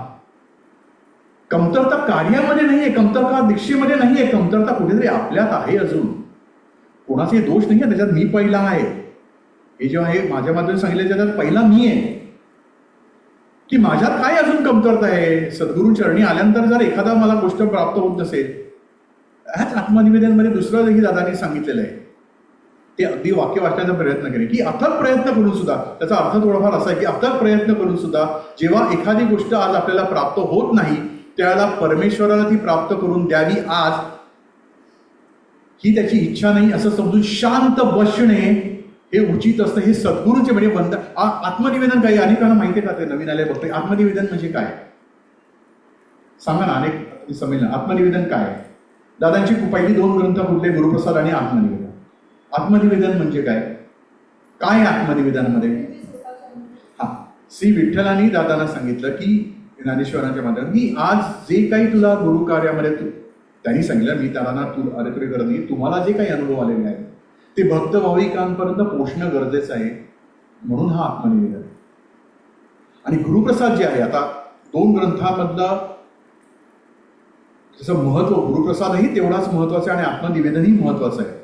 फक्त नवीन आलेले भक्त वगैरे सांगतो की गुरुप्रसाद हा जो ग्रंथ आहे त्याच्यात दादानी पहिला जो पूर्वार्ध आहे तो ज्ञान म्हणून दिलेला आहे महिला वर्गांसाठी. त्याच्यात 5 ओट्या भरणं आता भरायच्या नाहीये. लक्षात घ्या की त्याच्यात ते ज्ञान म्हणून दिलेलं आहे की आपण निरांजन ओवाळतो, अगरबत्ती दाखवतो, नैवेद्य दाखवतो, आचमन करतो, फुलं वाहतो. हे जे काही देवधर्म करतोय आतापर्यंत करत होतं की शास्त्राप्रमाणे त्याचं काय हे ज्ञान आहे, ते ज्ञान घेणं गरजेचं आहे. आणि आत्मनिवेदन ही पुढचं आहे की त्याच्यात दादांना आलेले अनुभव परमेश्वरांनी, विठ्ठलांनी सांगितलं की हे गुरु प्रत्येक तुमच्या भक्ताला कळले पाहिजे. असा प्रश्न कुणी विचार केला, एखाद्या साधकाला दिव्य दृष्टी प्राप्त झाली म्हणजे काय, तर आलेल्या भक्ताच्या भविष्याचे कथन करणे किंवा अद्भुत सांगणे म्हणजे दिव्य दृष्टी का, हा प्रश्न फार मोठा आहे. व यामुळे समाज सज्ञान होण्याऐवजी अज्ञानी होत चाललेले आहे. त्यामुळे वर्तमानपत्रात अमुक एकाचे नाव आले की ती व्यक्ती असामान्य झाली असे म्हणायला लागते. परवा आपण शुक्रवारी याचा अभ्यास केला, आपल्या गुरुवंदनी सांगितलं की आपली वंदनीय दादांची कार्याची कुठे ऍडव्हर्टाइजमेंट नाहीये, पेपरात येत नाही, काय ते आस्था चॅनल वगैरे कुठेही काही नाहीये. आपल्याला अनुभवल्यानंतर आपण सहजगत्या जी व्यक्ती कार्यकेंद्रावर येणार आहे त्यांच्या इच्छेनुसार त्यांच्याकडे आपल्या माध्यमातून सांगितलं जातं आणि मग ती व्यक्ती कार्यकेंद्रावर येते. विज्ञान युगामध्ये आपण सज्ञान होण्याऐवजी अधिक अज्ञानी झालो आहोत. याचे कारण मूळ विषय हा पुराण आहे असे म्हणणारा वर्ग समाजात वावरत आहे, पण त्यांना ज्ञान काय आहे हा प्रश्न नाही. म्हणजे जे काही फक्त वेद आणि ग्रंथ आणि वाचून जे काय आहे त्याप्रमाणे मार्गक्रमण चाललेलं आहे. इथे दादांनी सांगितले की 2 प्रकारच्या व्यक्ती आहेत, 2 प्रकारची मानव आहेत. एक देवधर्म म्हणजे पुरातन काळापासून चाललेलं त्याचं अनुकरण अंधाकरण करत राहणं, आणि एक असा वर्ग आहे की तो देवाला मानतच नाहीये. आस्तिक आणि नास्तिक, श्रद्धा अंधश्रद्धा. जगतात अनंत विषय आहेत, त्यांचा शोध लागणे हे अशक्य आहे. एखाद्याने एक विषय अभ्यासण्यासाठी घेतला व तो त्या विषयात पारंगत झाला तर त्या विषयात इतर विषय शोधणे घडे, हे गैर आहे. त्यामुळे सध्या अंधश्रद्धा हा विषय सर्वतोपरी विचारात आहे. या विषयाचे मूळ कुठे आहे याचा शोध लागत नाही. आता अंधश्रद्धा म्हणजे पण नक्की काय? आता अनेक वेळा मला तरी असं वाटतं की अंधश्रद्धा निर्मूलन आहे ते कार्यकर्ते की काही ठिकाणी ज्या अनेक श्रद्धेला किंवा चुकीच्या मार्गाने लोकांना फसवून किंवा काही जे कार्य चालले ती अंधश्रद्धा आहे. देवदेवताजन किंवा देव किंवा ही जी संकल्पना आहे किंवा ही जी गुरुशक्ती जी आहे हे 100% बरोबरच आहे, पण त्याच्या नावाने जो काही व्यवसाय, मी दुसरा शब्द वापरत नाही, व्यवसाय जरा चांगला शब्द वापरतो, हा जो गेले अनेक काळापासून चाललेला आहे अंधश्रद्धेच्या नावाखाली, आणि अंधश्रद्धा म्हणून तुम्हाला काहीतरी हे करायचं आणि घाबरून सोडून तुमच्याकडनं आपला पैसा पडवायचा. दादा म्हणतात की हा अंधश्रद्धे पाठका द्यायची श्रद्धा आंधळी आहे असे म्हणायला लागेल. खरोखर ते नास्तिक आहेत का? कारण नास्तिकांकडे जर बघितलं तर कुठेतरी ती देवाबद्दलची भीती आहे, फक्त ती व्यक्त होत नाहीये असे म्हणायला लागते. म्हणून खरे आणि खोटे असा वाद चालू आहे. एका रुपयाच्या दोन्ही बाजू आहेत, न पेक्षा रुपया खोटा आहे असे म्हणावे लागेल. आपण भक्तांना ज्या प्रतिमा दिल्या आहेत त्यांचे कार्य आपल्या स्वतःवर अवलंबून आहे. मगाशी सांगितलं तेच बघा, हेच दादांचं वाक्य आहे. आपण भक्तांना ज्या प्रतिमा दिलेल्या आहेत त्यांचे कार्य आपल्या स्वतःवर अवलंबून आहे. ज्या भक्तांनी तिन्ही प्रतिमा घेतल्या आहेत त्या प्रतिमामध्ये ईश्वर किंवा परमेश्वर हा सगुण आहे की निर्गुण आहे हे ठरविणे चुकीचे आहे. जो कोणी परमेश्वर आहे त्याचा अनुभव घेतल्याशिवाय तो नश्वर आहे की ईश्वर आहे हे समजणार नाही. म्हणजे आज गुरुमार्गामध्ये जसे आपण अनुभव घेतले की गुरुशक्ती काय आपल्या जीवनामध्ये करू शकते, तसा दादा म्हणला की तुम्ही परमेश्वर आणि ईश्वराबद्दल तसा अनुभव घ्यायला पाहिजे होता. आज जसं नक्कीच आज प्रत्येकाची आज अशी ती नक्की स्टेज आलेली आहे की समाधान ही वृत्ती जी आहे ती अनेक प्रमाणात आज आपल्या प्रत्येक भक्त भाविकामध्ये धारण झालेली आहे. काही वेळेला थोडंसं आपण आपल्या प्रापंचिक भाषेत म्हणतो पॅनिक होतं एखादी गोष्ट नाही मिळाली तरी, पण समाधान ही वृत्ती कुठेतरी आज आलेली आहे. म्हणून ईश्वर काय हे समजणार नाही तेव्हा 3 प्रतिमा मिळाल्या आहेत, म्हणजे सर्वस्वाने आपण सुखी होणार आहोत असे भवितव्यात वदणे योग्य होणार नाही. तरुण पिढीला केंद्रावर येऊन सेवा केली, अभ्यास नाही केला तरी चालेल, चालणार नाही. काय चालणार नाही. काय म्हटलंय की 3 प्रतिमा मिळाल्या आहेत म्हणजे सर्वस्वाने आपण सुखी होणार आहोत असे भविष्य भवितव्यात वदणे योग्य होणार नाही. म्हणून दादानी 6व्या संमेलनाने सांगितलं की आता तुम्हाला कारण दीक्षा दिली आहे, महाकरण अवस्थेपर्यंत आलेलं आहे, म्हणजे आता आपल्याला काहीतरी वेगळं करायचं आहे, सगळं प्रपंच सोडायचं आहे, दिवसभर नामस्मरण करायचं आहे वगैरे वगैरे, काहीही करायचं नाहीये. कुठली दिव्य दृष्टी प्राप्त होणार नाही. दादा स्वप्नात आले, बाबांनी हे सांगितलं, दादानी ते सांगितलं, काहीही होणार नाही. आपली तेवढी कुवतही नाहीये आणि ते कसं काही होणार नाही.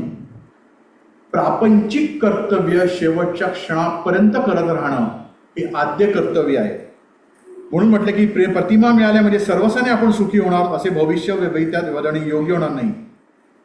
परमपूज्य जगद्गुरु साईनाथ महाराज यांनी जो कृपा आशीर्वाद दिला आहे त्या आशीर्वाद जयामनी जैसा भाव तया तैसा नो. अनेक वेळेला हे वाक्य दादांचं या विषयासाठी आलेलं आहे. याप्रमाणे घडणार आहे व ही जबाबदारी साधकाची नसून भक्तांची आहे. म्हणजे आपण सर्वांनी, साधक म्हणजे फक्त सेवक नाही.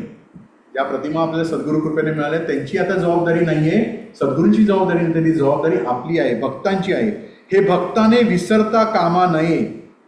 जेव्हा भक्त अनन्य भावाने प्रतिमांचे पूजन व त्याबरोबर आपला आचार विचार करेल, जेव्हा भक्त अनन्य भावाने प्रतिमांचे पूजन व त्याबरोबर आपला आचार विचार करेल त्याप्रमाणे त्याचे फल आपणास मिळेल. ह्या व्यतिरिक्त या प्रतिमांचे महात्म्य एवढं आहे की जे देव आपण पूजनासाठी मांडतो त्या देवामध्ये 3 तत्वांपैकी एकही तत्व सध्या शिल्लक राहिलेले नाही. मग देव आपल्या इच्छा कधी व कशा पूर्ण करेल हे तुम्हाला व तुमच्या देवालाच माहीत. हा अधिकार फक्त दादांचा हे वाक्य म्हणण्याचा. कारण उत्पत्ती स्थिती लय हे 3 तत्व त्या देवतांमध्ये असायला हवी, प्रत्येक देवतांमध्ये. मगाशी आपण बघितलं अभ्यास करताना की त्या महाकारण किंवा महाशक्तीमधनं या प्रत्येक देवदेवतांनी अंशरूपाने जी काही शक्ती आपल्या धारण करून कार्य केलं. आता त्यांच्यात हा गुरुप्रसाद मधला अभ्यास आहे की एखाद्या देवतेमध्ये एखादी उत्पत्ती स्थिती जर प्रमुख असेल आणि स्थिती आणि हे 2 गौण असतील आणि आपल्यात जर स्थिती प्रमुख असेल तर कितीही आयुष्यभर त्या देवतेची पूजा आपण करत राहिली तर ते मिसमॅच होतं, प्राप्ती काही होत नाही, ती फक्त औपचार होतो आयुष्यभरासाठी. म्हणून सांगितलं की 3 तत्वांपैकी एकही तत्व सध्या शिल्लक राहिलेले नाही. मग देव आपल्या इच्छा कधी व कशा पूर्ण करेल हे तुम्हाला व तुमच्या देवालाच माहीत. त्याकरिता परमपूज्य बाबांनी 3 तत्वांची सांगोपांग ओळख करून दिली आहे. म्हणजे ह्या प्रतिमांमध्ये ही निसर्गाने दिली ती 3ही तत्व ह्याच्यात धारण झालेली आहेत. त्यामुळे आपल्यात कुठलंही प्रमुख आहे, आपल्यात कुठलं गौण आहे याचा विचार न करता फक्त अनुष्ठान आणि साधना केल्यानंतर त्याचा जो अपेक्षित लाभ आहे तो आपल्याला 100% मिळणार आहे. एवढेच नव्हे तर जे तत्व निर्गुण निराकार होते ते तत्व सगुण साकार करून आपल्याला कृपाशीर्वाद म्हणून दिलेले आहे. या प्रतिमामध्ये उत्पत्ती, स्थिती व लय म्हणजे त्रिगुण तत्व आपल्याला मिळाले आहे. त्या प्रतिमांचे कार्य आपल्याला समजावे. या 3 प्रतिमा आपल्या जीवनामध्ये, आपल्या कुटुंबामध्ये काय कार्य करतात याचं ज्ञान व्हावे म्हणून नारायणी अशी 4थी प्रतिमा अधिक महिन्यामध्ये पुरुषोत्तम मास सिद्ध केली. कारण अधिक महिन्यांचे महात्म्य अधिक आहे हे आपल्याला समजत नाही. अधिक मास हा दर 3 वर्षानंतर येतो.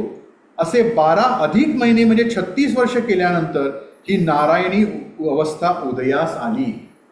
म्हणजे सद्गुरूंना हे पणही प्राप्त करून द्यायला त्यांची ताकद अपरंपार जरी होती तरी त्यांनी दादांचं नेहमीचं वाक्य की स्थळ, काळ आणि वेळ हे महत्वाचं असतं सिद्धतेसाठी. आणि आपल्या सद्गुरूंनी तंतोतंत पाळलेलं आहे, तंतोतंत पाळलेलं आहे.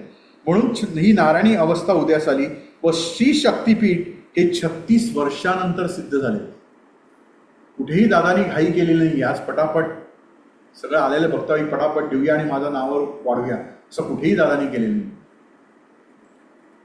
अशा 2 प्रतिमा आपणास मिळाल्या आहेत. त्यांचा उदय आपल्या भावी पिढ्यात होणार आहे. यासाठी श्रद्धा व सबुरी आपण भक्तांनी ठेवली पाहिजे. श्रद्धा आणि सबुरी मागे रविवारच्या मुलाखतीत सांगितलं, सबुरी दादानी ठेवलेली आहे. 2 प्रकारची सबुरी आहे दादांकडे. कुठली सांगा? होतात ना, आपण स्वतः संमेलन अटेंड करताय ना. दादांच्या 2 सबुरी आहेत दादाने. कार्यारंभी किंवा कार्य चालू असताना दादा बाबांना प्रश्न विचारायचे की हे आहे भक्तांसाठी हे करायचं. बाबा म्हणायचे थांब. मग असे म्हणजे वाक्याला योग्य वेळी त्या योग्य गोष्टी दिल्या जातील ही एक सवय.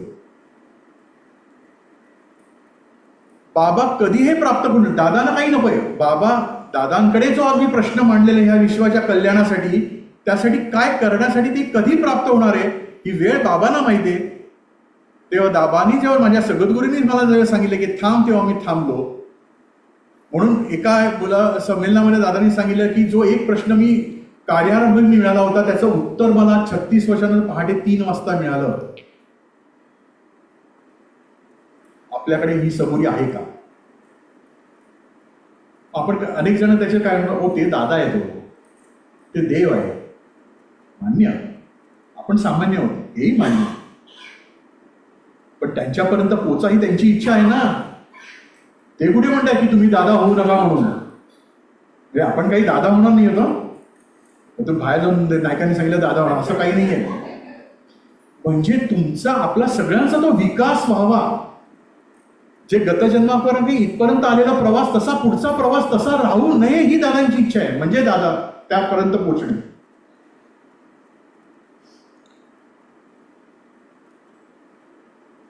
त्यासाठी श्रद्धा सबुरी. आणि दुसरी सबुरी दादानी भक्तांच्या बाबतीत ठेवलेली आहे की माझ्या चरणी आलेला हा अज्ञानी भक्त आहे. आज नाही उद्या बदल घडेल. सद्गुरू कृपा आहे ना, बदल घडेल. आज अज्ञानी, आज तो प्रश्न विचार, उद्या परत तो प्रश्न विचारतोय, परत तोच प्रश्न विचारतोय. मग आता तुम्ही म्हणाल मग नाही तुम्ही म्हणता कामकाजाला सारखं सारखं येऊ नका. पण ती दादांची सबुरी आहे ना, बदल होणार आहे. या 2 सबुरीमध्ये दादांनी सांगितलं की भक्तभाविक पण कधीतरी बदलाव होणार आहे. आज ना उद्या प्रत्येकाची वेळ वेगवेगळी, प्रत्येकाची धारण करण्याची काय म्हणतात ती कॅपॅसिटी असते ती वेगवेगळी. म्हणून सगळेच इंजिनियर, डॉक्टर, चार्टर्ड अकाउंटंट होत नाहीत ना. ही सामाजिक पण व्यवस्था आहे ना, प्रत्येकासाठी आहे काहीतरी करून दिलं. पण ही सबुरी दादाने ठेवली की बाबांनी सांगितलं की थांब, की थांबलं. कधी प्राप्त होणार ते माहिती. आणि आलेला भक्तभाविक हा माझा अज्ञानी आहे, अनेक जन्मापासून तो दुःखाने पीडित आहे. हा कधीतरी याच्यात बदल सद्गुरू कृपेने होणार ही दादांची दुसरी सबुरी. अनेक भक्तांना असे वाटते की आपल्यापाशी 3 प्रतिमा पूजनात ठेवल्या आहेत म्हणजे आतला योगक्षेम त्या प्रतिमा वाहतील. परंतु असे नाही. म्हणजे प्रापंचिक कर्तव्य कुठेही कमतरता त्याच्यात करायची नाहीये. तो एक कृपाशीर्वाद आहे. त्या कृपाशीर्वादाने आपल्याला जे कर्म दुःख म्हणून भासते त्या दुःखाचे परिमार्जन व्हावे म्हणून आपणाला त्या प्रतिमा दिल्या आहेत. काय म्हटलंय दादानी? म्हणजे आपला त्या योगक्षम ह्या प्रतिमा व्हातील असे नाही. तो एक कृपाशीर्वाद आहे. दुःख निवारण होण्याची तरतूद आहे. त्या कृपाशीर्वादाने आपल्याला जे कर्म दुःख म्हणून भासते त्या दुःखाचे परिमार्जन व्हावे म्हणून आपल्याला त्या प्रतिमा दिलेल्या आहेत. म्हणजे ती स्टेज आता आलेली आहे की दुःख आहे पण त्याची तीव्रता नाही, ती जाणीव नाही. आता ते दुःख दूरही झालेलं आहे. पण कर्मपरत्वे जन्म असल्यानंतर दररोज काही ना काहीतरी वेगवेगळे प्रश्न येतात ना. अगदी दररोज नाही पण काही कालांतर गेल्यानंतर एक चांगलं काळ गेल्यानंतर काहीतरी एक असा अनुत्तरित प्रश्न किंवा काहीतरी त्याला आपण प्रापंचिक जीवनातलं दुःख म्हणतो ते समोर वासून उभं राहतं आणि ते तसंच निघूनही जातं. हा कृपाशीर्वाद. कृपाशीर्वाद कार्य करतोय.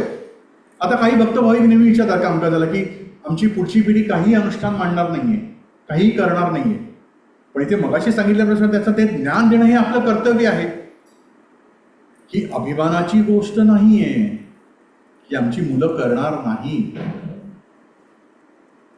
म्हणून ते संस्कार लहानपणापासूनच करणं गरजेचं आहे ना. पण तुमची पुढच्या पिढीने नाही केले तरी प्रतिमा त्यांचं कार्य करायचं थांबणार नाहीयेत. कारण दादानं तुमच्या माध्यमातून विश्वशांती करायची आहे ना, प्रत्येकाचं भलं करायचंय. प्रतिमा कार्य करणारच आहेत. पण मग प्रतिमा कार्य करणार आहेत असं असतानाही मी काहीच करणार नाही, मग माझा प्रश्न अनुत्तर झाल्यावर मग दादा कसे दोषी? किंवा मला अजून काही प्राप्त झालं नाही असा प्रश्न का? प्रतिमा घरामध्ये अनुष्ठान मांडायचं आहे, ओंकार साधना करायची आहे, आठवड्यातनं एकदा आरतीला येणं, जे काही आपल्या प्रापंचिक करण्याचं करायचं आहे. आणि हे सगळं मी करणार नाही आणि माझा प्रश्न अनुत्तरित आहे तर त्याचं उत्तर मिळालं पाहिजे. हे का? याचं उत्तर प्रत्येकाच्या पाशी आहे. जो कोणी जन्माला येतो तो निर्दोष जन्माला येत नाही, तेव्हा आपले दोष आपणच निवारण करण्यास शिकले पाहिजे. निसर्गाने ही तरतूद पण करून ठेवलेली आहे. निसर्गाने ही तरतूद करून ठेवलेली आहे, शास्त्राने पण तरतूद करून ठेवलेली, पण फक्त आपले अज्ञान असल्यामुळे आपण ते करू शकत नव्हतो. कारण पुढच्या काळात गुरु हे तुम्हाला भेटणार नाहीत. गुरु अवस्था समाजामध्ये निर्माण करण्यासाठी त्या व्यक्तीला आपले जीवन देवास वाहावे लागते. परंतु आजकाल जे कोणी गुरु म्हणून समाजात वावरत आहेत ते खाबूनंदन आहेत व पुढच्या काळात ते ह्याही पेक्षा अधिक प्रबल होतील. तर हा धोका भवितव्यामध्ये तुमच्या कुटुंबियांनी सांभाळला पाहिजे. तेव्हा कृपया आता कुठेही आणखी म्हणजे दादानी काय सांगितलं तसं तुम्हाला झोळी घेतली तर झोळीच्या बाहेर जाऊन काय आता बघत बसू नका. मग आता इथे माझा प्रश्न सुटला नाही तर मग ज्योतिषाला पत्रिका दाखवू का, आणखीन कुठे कोणतरी पॉवरफुल गुरु आहेत का बघू का, हे करू नका. दादा म्हणतात की हा धोका भवितव्यामध्ये आहे आणि तुमच्या कुटुंबियांनी तो सांभाळला पाहिजे. आपल्या सगळ्यांचं ते आद्य कर्तव्य आहे. आपण सर्वांना ज्या 4 प्रतिमा दिल्या आहेत त्या म्हणजे श्री साईशक, कारण, महाकारण, नारायणी. जोपर्यंत आपला वंश ह्या जगतात जन्माला येतो आहे तोपर्यंत ह्या प्रतिमा तुम्हा भक्तांना प्रसाद देतील, खात्री दिली आहे सद्गुरूंनी. या प्रसादामध्ये अहिक व पारमार्थिक अशा दोन्ही सुखांचा ठेवा श्री सद्गुरूंनी ठेव म्हणून ठेवला आहे. तेव्हा परमेश्वरापाशी मागण्यासारखी काही शिल्लक राहिलेले नाही. जसे आपल्याला डोळे हे देवाकडे मागितल्यानंतर मिळत नाहीत, त्याकरता डोळे असून डोळसपणे वागलो नाही तर दुःखाला कारण आपणच आहोत हे विसरता कामा नाही. म्हणजे आता जर पुढे आपल्याला काही दुःख वाटत असेल तर ते कर्मपरत्वे नाही, आपल्या वागण्यातून आपल्या चुकीच्या मार्गक्रमणामुळे ते दुःख आहे आणि त्यासाठी कामकाज नाही. निवारण निराकरण सगळ्यांचे 6व्या संमेलनामध्ये दादांनी सांगितले, वारंवार सांगते की निवारण निराकरण एकदाच. काही निवेदनामध्ये सांगितलंय फक्त पुढे प्रार्थना आणि नामस्मरण ह्याच्यामध्ये सगळी तरतूद आहे. त्यामुळे निराकरण एकदाच. वय परत्वे शरीर आहे म्हटल्यावर काही ना काहीतरी कमी जास्त होणार आहे. लगेच इथे आल्यानंतर मग तामण बघू का, स्पर्श संवेदना घेऊ का, तो सद्गुरूंचा अधिकार आहे ना, आपला नाही. मध्ये आता एका गुरुभक्तांचं निरोप आला की हॉस्पिटलमध्ये आहे, काही कारणामुळे छोटंसं ऑपरेशन होतं, काही इकडनं सेवा सांगितली एवढंच करा म्हणून. पण तामण बघण्याची गरज आहे का? गुरूंचे गुरु व्हायचं नाही आपण. आसनावर सेवक महत्वाचा नसतो. मी परत काय या गोष्टी सांगतोय, कारण ज्याला ऑनलाईन काम करायचं असेल काही भक्तांना सवय असते, कोण बोलतंय, म्हणजे लेडीजच नाही जेंट्स पण, कोण बोलतंय, व्यक्ती महत्वाची नाहीये, कार्य तिकडनं होत आहे, निमित्त मात्र आहे, मध्यस्थ आहे फक्त तो. मुलाखत साधारण तिकडनं येते, कंट्रोल तिकडे आहे, हा फक्त रेडिओ आहे, तो ऑन केलाय तुम्ही, सगळं तिकडनं येत आहे. उपस्थित आज भक्त भाविक जे आहेत आणि जे काही पुढे ऑनलाईन जाणार त्यांना जे जे काही प्रश्न आहेत त्यासाठी उत्तर आणि ते ज्ञान इकडनं बरोबर येते त्या वेळेला. म्हणून हाच विषय पुढच्या वेळेला घेतला गेला ना तर आणखीन काहीतरी वेगळी. बघा तुम्ही प्रत्येकाने अनुभव घ्या. संमेलनामध्ये आज मुलाखत साधण्याचा विषय प्रतिमा झालाय, पुढे 1 वर्षानंतर काही काय काळानंतर प्रतिमा हा जर विषय कोणाच्या माध्यमातून घरी घेतला तर आणखीन काहीतरी वेगवेगळं आणि आपल्याला जाणार की आम्हाला अजून काहीतरी कळलं, कारण माझा तोपर्यंत आणखीन विकास झालेला आहे. जसे जशी आपली डेव्हलपमेंट होत जाते ना तसं तसं गुरु प्रवाहित करतायत. जेव्हा नोकरी लागतो आपण लोअर लेवल असतो ते एकदम जनरल मॅनेजरची कामं दिली जात नाहीत ना, त्या ओझ्याने डबून जाईल तो. तसं जसं जसं आपला आंतरिक विकास त्यांच्या कृपेने होतोय, परत सांग त्यांच्या कृपेने होतोय, तसं तसं तो आशीर्वादाचा आणखीन प्रवाहित होत होते आणि त्यामुळे ते ज्ञान आपल्याला आणखीन वाटतं की अरे मला अजून काहीतरी कळलं. त्यामुळे कोणीही असं सांगू शकत नाही की मला दादाने दिलेले ना मला सगळं कळलं, मी सगळी ग्रंथ वाचलेले आहेत मला सगळं कळलंय, नाही, होऊच शकत नाही. म्हणून प्रत्येक संमेलन महत्वाचं. विषय तो मागच्या वर्षी झाला असला तरी तो विषय पुढच्या वेळेला आपल्याला काय आणखीन ज्ञान देऊन देईल आणि आपल्याला आणखीन काय धारण करून देईल हे माहिती नाही.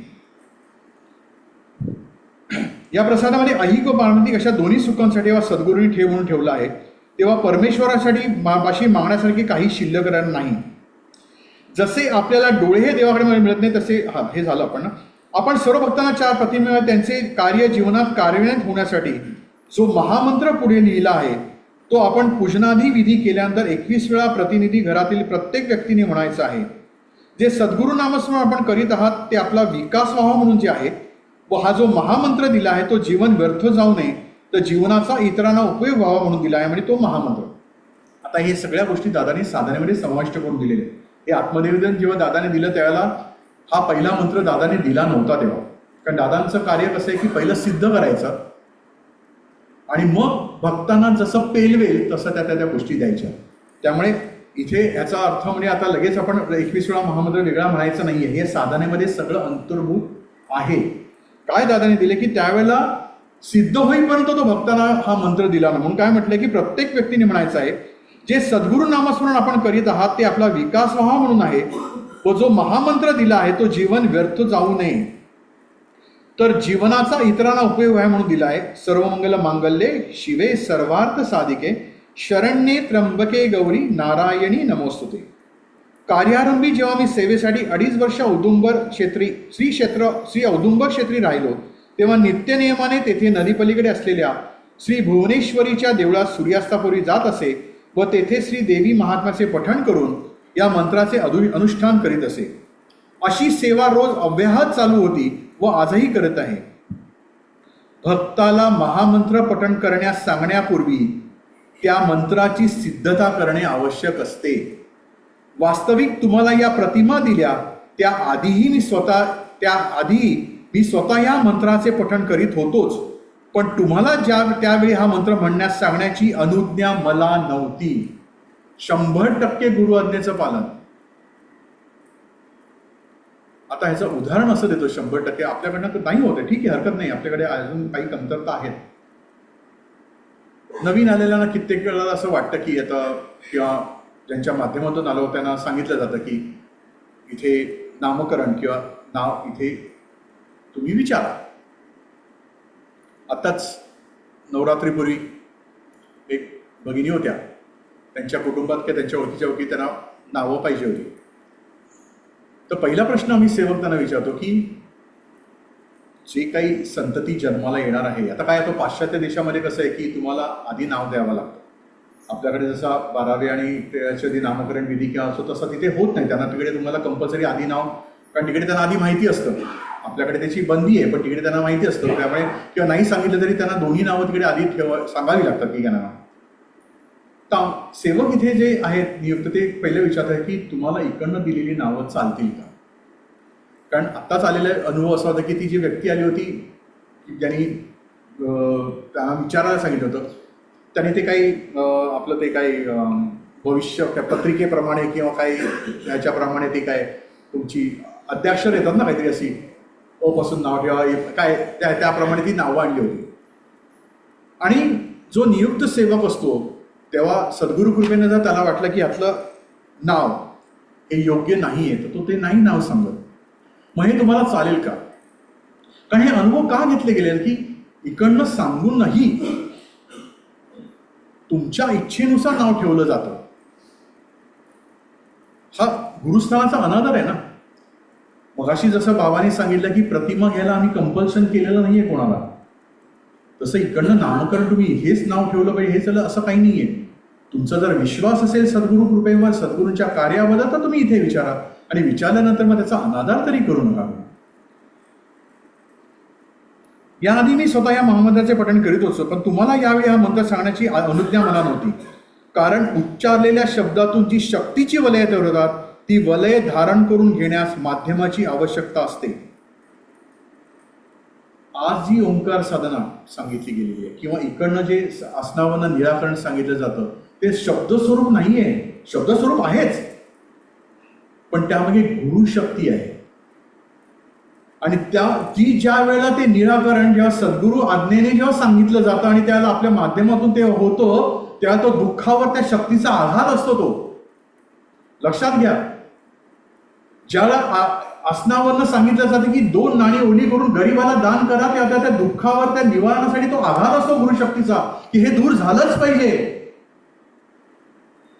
नुसती क्रिया म्हणून ते दान करायचं नाहीये ती 2 नाणी. पण ज्याला गुरु आज्ञा होते त्याला ते दुःख निवारण नक्की होतं 100%. आणि ते दुःख निवारण नुसतं होत नाही तर त्या 2 नाण्यातून तो ज्या व्यक्तीकडे तिकडे ती 2 नाणी पोचतात तिथे गुरूंचा आशीर्वाद तिथे त्याला धारण होतो. त्याला तो त्याचा लाभ कसा होईल आपल्याला माहिती नाही, कधी होईल हे माहिती नाही. कर्म परत आहे तो आज प्रापंचिक भाषेतला भिकारी, आपण दादानी सांगितलेले भिकारी म्हणायचंय. प्रापंचिक भाषेत तो गरीब आहे ना, कर्म परतवे काही होती त्याची, पण कुठेतरी कर्मात तरतूद होती म्हणून आपल्या माध्यमातून ते 2 नाणी तिथे प्राप्त होतात त्याला आणि गुरु आशीर्वाद तो घेऊन जातो पुढे. काही वेळेला एवढी तीव्रता असते त्या दोषांची. मागे एक उदाहरण सांगितलं होतं, दादा आणि दिवसदादा आणि चालले होते आणि गाडी थांबली आणि तिथे एक पती पत्नी गरीब म्हणजे ताण मागत होते. आपण भीक हा शब्द आपण वापरूया नको. आणि दादानी 2 नाणी काही त्यांना दिलं हातात वगैरे. त्याची कोणती महिला होती तिने घेतलं, त्या तिच्या नवऱ्याने ते खेचून घेतलं, हे येऊ नकोस म्हणून. म्हणजे कर्माची प्रखरता केवढी आहे बघा, की सद्गुरूंकडनं मिळाला आशीर्वाद घ्यायची तरतूद नाहीये कर्मात. दोष आपण आज म्हणतो किती प्रखर असू शकतात. अनेक वेळा असं बघितलेलं आहे की केंद्रापर्यंत बाहेर येतात पण केंद्रात येऊ शकत नाहीत. काही ना काहीतरी अडचणी येतात, केंद्राचा पत्ता सापडत नाही, केंद्राच्या बाहेरपर्यंत. मी फक्त इकडे आपण दादर म्हणून मी अशी अनेक उदाहरणं आहेत. पूर्वी एकदा जोगेश्वरी केंद्रावर आम्हाला आमच्या ज्येष्ठ गुरुबंधूंनी सांगितलेलं उदाहरण आहे. 1:30 वाजता धापा टाकत आला. याच स्थानापासून मी 7 वेळा गेलोय सकाळपासून. या स्थानापासून ही जे केंद्र आहे इकडनं ह्या आणि बाजूला जेवढे तिकडनं 7 वेळा मी आतापासून गेलोय गेल्या 4 तासात आणि मला सापडलं नाही. एवढी जर कर्माची आपली प्रखरता असेल तर विमोचनमध्ये दादानी काय सिद्धता करून ठेवली याचा विचार करूया ना आपण. थोडासा कमी जास्त वेळ लागू शकतो ना. डॉक्टर आहेत, प्रत्येक आजार सारखा नाही ना डॉक्टर. काही 2 दिवसात बरं होतील, काही जण 8 दिवस लागतील. तशीच कर्माची प्रखरता आहे. म्हणून प्रथमतः श्री नारायणी प्रतिमा तयार केल्या व त्या सिद्ध झाल्यानंतर श्री गुरुकृपेने पावन झालेल्या महामंत्रांचा समावेश नित्य साधनेमध्ये केला गेला. सध्या जे जग आहे ते यंत्रयुगाचे आहे म्हणून दादाने सांगितले की एखादे यंत्र तयार करणे म्हणजे किती अवघड असते हे आपल्याला माहीत आहे. आपल्याला दिलेल्या प्रतिमा हेही यंत्र आहे, पण हे नैसर्गिक आहे, निसर्ग निर्मित आणि गुरुशक्तीचं यंत्र आहे, मानव निर्मित यंत्र नाही. याचं उदाहरण तुम्हाला सांगतो. ज्या वेळेला आज्ञा झाली की दादांच्या पादुका परदेशात त्याचं घेऊन जायच्या आहेत, शिलोत्री काकींना माहिती असेल, त्याला तुम्ही होतात. आणि मला वाटतं काही तो साधारण एप्रिल मे किंवा मार्च एप्रिल असा मध्ये उन्हाळ्याचा काळ होता तो. आणि आज्ञा अशी होती की त्या ज्या काही पादुका आहेत दादांच्या, ज्या पाश्चात्य देशामध्ये त्या केंद्राला न्यायच्यात किंवा काही जे काही करायचं जे काही कार्यासाठी बाबांची आज्ञा झाली असेल त्यावेळेला त्या शक्तीपीठ असून पंत महाराजांपासून प्रत्येक स्थानी प्रत्येक केंद्रावर आणून त्याचं पूजन करून आणि मग नंतर त्या घेऊन जायच्या, अशी ती आज्ञा होती. आणि त्या प्रतिमा आणि गरमी असल्यामुळे जे काही सेवक होते त्यांनी अर्थातच वातानुकूलित गाडी त्यावेळेला घेतली होती. पण त्या प्रतिमा घेऊन गाडीत बसलं की एसी बंद. गुरुशक्ती किंवा ती जी शक्ती आहे ती मानव निर्मित इलेक्ट्रिक किंवा ज्याला आपण म्हणतो त्याच्या किती प्रखर आहे. आणि त्या प्रतिमा घेऊन उतरला की एसी चालू. म्हणून दादाने सांगितलं की नुसतं गुरुना ते द्यायचं नसतं, गुरुना ते आधी सिद्धता करायची असते. गुरुना त्यासाठी पहिला आपल्याला स्वतःचं शुद्धीकरण करून घ्यावं लागतं. ते कितीही परमेश्वरी अवतार रूप असले तरी ते ज्याला शरीर धारण होतं त्याला ह्या सगळ्या गोष्टी गुरुना पूर्तता करावी लागते. आणि मग त्याला ज्या पूर्तता करून झाल्या तर ज्या सिद्धता होते त्यावेळी योग्य योगी त्या गोष्टी त्या भक्तांकडे प्रभावित केल्या जातात आणि भक्तांना प्रदान करून दिल्या जातात. म्हणून दादा 36 वर्षाचा काळ लागला शक्तीपीठ स्थापनेसाठी. आल्या आले ओंकार साधना नाही, आल्यानंतर प्रतिमा दिलेल्या नाहीत. म्हणून असे जसे यंत्र होत हे आपल्याला माहित आहे की आपल्याला दिलेल्या प्रतिमा हेही यंत्र आहे, पण त्यामागे मंत्र आहे. तरीही यंत्राचे साहित्य म्हणून जसे यंत्र होत नाही तसा मंत्र आहे म्हणून प्रतिमा तयार करता येत नाही. बाजारात शेकडो यंत्रे तयार मिळतात, पण त्यामागे शक्तीचे कार्य नसल्याने अशा यंत्राचा उपयोग जीवनात होत नाही. तेव्हा प्रथमतः मंत्र सिद्ध करावा लागतो आणि मग यंत्र किंवा प्रतिमा तयार होतात. म्हणून आपल्याला ज्या प्रतिमा मिळाल्या त्यामागे गुरुशक्ती आहे हे विसरता कामा नये.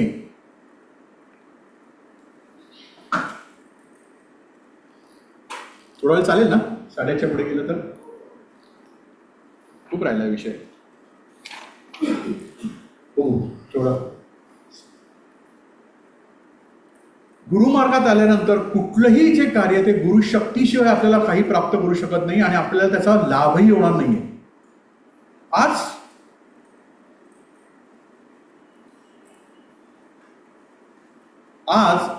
आपल्याला जी सर्वांना आपण जे मध्यस्थ म्हणून दादाने त्यांनी तयार केलेलं आहे, आपण दादांकडे एखाद्या दुःखी कशीसाठी मनोभावाची प्रार्थना करू, ती प्रार्थना नक्की पोचेल. म्हणून दादाने सांगितलं की इव्हन कामकाजाला असलेल्या सेवकही बाहेर कधी कामकाज करत नाहीत, आसनावरच कामकाज होतं. त्यामुळे त्यामध्ये गुरुशक्ती म्हणून त्यामुळे तो म्हणजे मागे दादानी एक उदाहरण दिलं होतं की असंच एक काहीतरी झालं त्या आणि त्या भक्ताचा कोणतरी नातेवाईक हॉस्पिटलमध्ये त्यांनी सांगितलं 2 नाणी गरिबाला दान कर. काही 2-3 दिवस झाले काही फरक नाही पडला. दादांकडे आल्यानंतर दादानी सांगितलं की 2 नाणी दान कर. इथे गुरुशक्तीचा होता ना, मगाशी सांगितलं तसे ते गुरुशक्ती आघात करते त्या दोषांवर. तसं की दादा म्हणतात की प्रतिमा ज्या मिळेल त्यामध्ये गुरुशक्ती आहे हे विसरता कामा नये. तुम्हाला जी 4थी प्रतिमा दिली गेली आहे तिचं नाव श्री नारायणी प्रतिमा असे आहे. जो कोणी जन्माला येतो त्याचे जीवन नराप्रमाणे असते. म्हणजे आतापर्यंत जे पुनरपी जनन पुनरपी अनेक जन्म आपण करत आलो, केवळ खाणेपिणे असे जीवन व्यर्थ न घालविता त्या जीवनात नारायण निर्माण झाला पाहिजे अशी अवस्था फक्त श्री सद्गुरू निर्माण करू शकतात. पण हा योग सर्वांना लाभत नाही.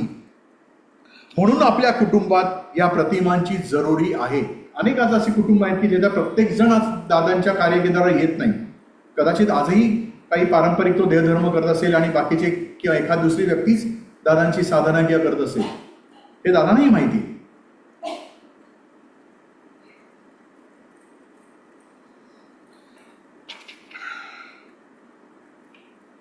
थोडं चालेल ना 15 मिनिटं? कारण मला हा जो ज्ञानसाधनामध्ये 5व्या संमेलनाचा विषय आहे ना, तो पण थोडासा सांगायचा आहे. आणि ह्या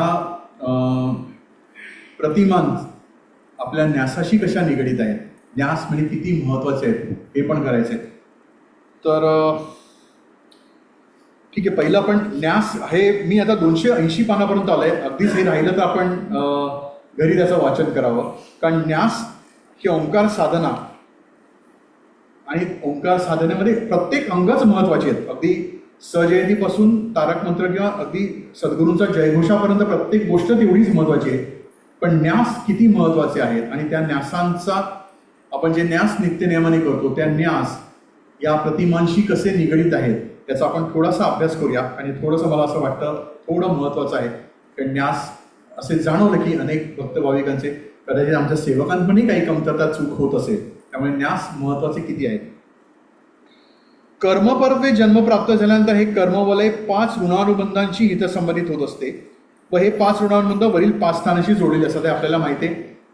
नाभिसामध्ये जन्मकर्म, जन्मजन्मांतर, इतर जन्म, मातृपितृ आणि देवादिक ऋणानुबंध हे 5 ऋणानुबंध आहेत. आणि हे ज्यावेळेला 5 ऋणानुबंध एकमेकांशी सुसंगत नसतात त्यावेळेला काही कमतरता असते, त्यावेळेला आपल्याला ज्या आपण आयुष्यात त्याला आपण दुःख म्हणतो. तर हे ऋणानुबंध आम्हा मानवांना सहाय्य करण्यासाठी व इहजन्माचे सार्थक करण्यासाठी आहेत म्हणून त्यांना हितसंबंधित असे म्हटलेले आहे. परंतु त्यांचे कार्य यथोचितपणे होण्यासाठी सूक्ष्म देहातील 5 स्थानांचा विकास आवश्यक आहे आणि हे कार्य न्यासातून होत असते. म्हणजे आपल्या सगळे ऋणानुबंधातून आपल्याला मुक्त केलं, कर्मातनं मुक्त केलं, वंशातनं मुक्त केलं, सगळं जरी झालं ते नित्यनेमाने ओंकार साधना आणि साधनेच्या न्यासाच्या माध्यमातून ही पुनश्च ते दोष धारण होऊ नये आणि गुरुशक्ती आपल्याकडनं प्रवाहित कशी व्हावी यासाठी हे महत्वाचं आहे. इहजन्मात स्थूल देह हा नवीन असला तरी त्या देहात धारण झालेला जीवात्मा अनेक जन्म घेऊन आलेला असतो. त्या जीवात्माचे स्थान हृदयस्थानी म्हणजे जन्मजन्मांतर ऋणानुबंध जिथे म्हटले त्या जीवात्माचे स्थान हे हृदयस्थानी असते व त्यानेच अनेक जन्मात जोडलेल्या देवादिक ऋणानुबंध ब्रह्मस्थानाच्या ठिकाणी असतो. हे आपल्याला अनेक वेळा माहिती आहे. कारण आता गतजन्मात आपण कुठल्या धर्मातून आलो आपल्याला माहिती नाहीये. त्या धर्मात केलेले देवदेवतार्चन मुसलमान असो, हिंदू असो, बौद्ध असो, ख्रिश्चन असो वगैरे काही असतील ते जे या विश्वात जे काही धर्म आहेत त्याप्रमाणे त्या धर्मात केलेले त्यावेळेचे काही देवादी काही आपण जर केलं असेल ते 100% आपल्या माध्यमातून योग्य प्रकारे झालेलं नाही, त्याच्यातली कमतरता आहे. त्यामुळे ते कमतरता असल्यामुळे आणि आपली दैहिक अवस्था विकसित नसल्यामुळे तो देवादी ऋणानुबंध आहे किंवा ती जी शक्ती आहे गुरुशक्ती किंवा आपण काही म्हणू ती आपण जोडू शकत नाही, ती जोडू शकत नाही. थोडं फास्ट जात आहे का ती कारण हा विषय अनेक वेळा झाल्यामुळे थोडंसं प्रतिमांचं महत्व हा मला घ्यायचं. ती जोडू शकत नसल्यामुळे दुःख आली. त्यामुळे काय म्हटले, जन्मातील धर्म परत्वे, चालीरीती परत्वे, वेगवेगळ्या देवदेवतांपरत्वे त्या शक्ती संचयात अनेक स्पंद वास करीत असतात. देवाधिक ऋणानुबंधात या वेगवेगळी लहरीच्या ज्या फ्रिक्वेन्सी होय ह्या एक होणं आवश्यक असतं आणि त्यासाठी आपल्याला महाकरण प्रतिमा दिलेली आहे. महाकरण प्रतिमेचं अजूनही महत्व खूप वेगवेगळ्या प्रत्येक स्टेजवर दादांनी सांगितलंय, पण त्यातला न्यासात्मक महत्व कसं ते सांगितलंय. महाकरण प्रतिमा देण्यात आलेले, त्यामुळे देवाधिक ऋणानुबंध यामध्ये सुसूत्रता येते. म्हणजे जो काही कृपाशीर्वाद आपण धारण करू शकलो नव्हतो किंवा ती ज्या फ्रिक्वेन्सी आहेत, ज्या वेगवेगळ्या फ्रिक्वेन्सी आहेत त्या एकरूप होतात आणि हा ऋणानुबंध जीवात्म्यासाठी म्हणजे जन्मजन्मांतर ऋणानुबंधांशी जोडला गेला की आपला जो जीवात्मा आहे तो बलवान होतो. म्हणजे बलवान होतो म्हणजे आपल्याला ह्या आयुष्य जे आहे ते जीवन जगण्यासाठी आपण ताकदवर होतो. शारीरिक ताकदवर नाही, मानसिक ताकदवर, की ज्याला आपण आज जे म्हणतो की आज कुठलीही गोष्ट आली तरी आपण मी फेस करू शकतो व जीवन जगत असताना आवश्यक असलेल्या आत्मिक शक्तीची निर्मिती करू शकतो. ही आत्मिक शक्ती आपल्याला शब्दातील अशा आनंदाचा व समाधानाच्या भावनेचा स्वानुभव देत असते. यासाठी पहिला न्यास हा इतका महत्वाचा आहे.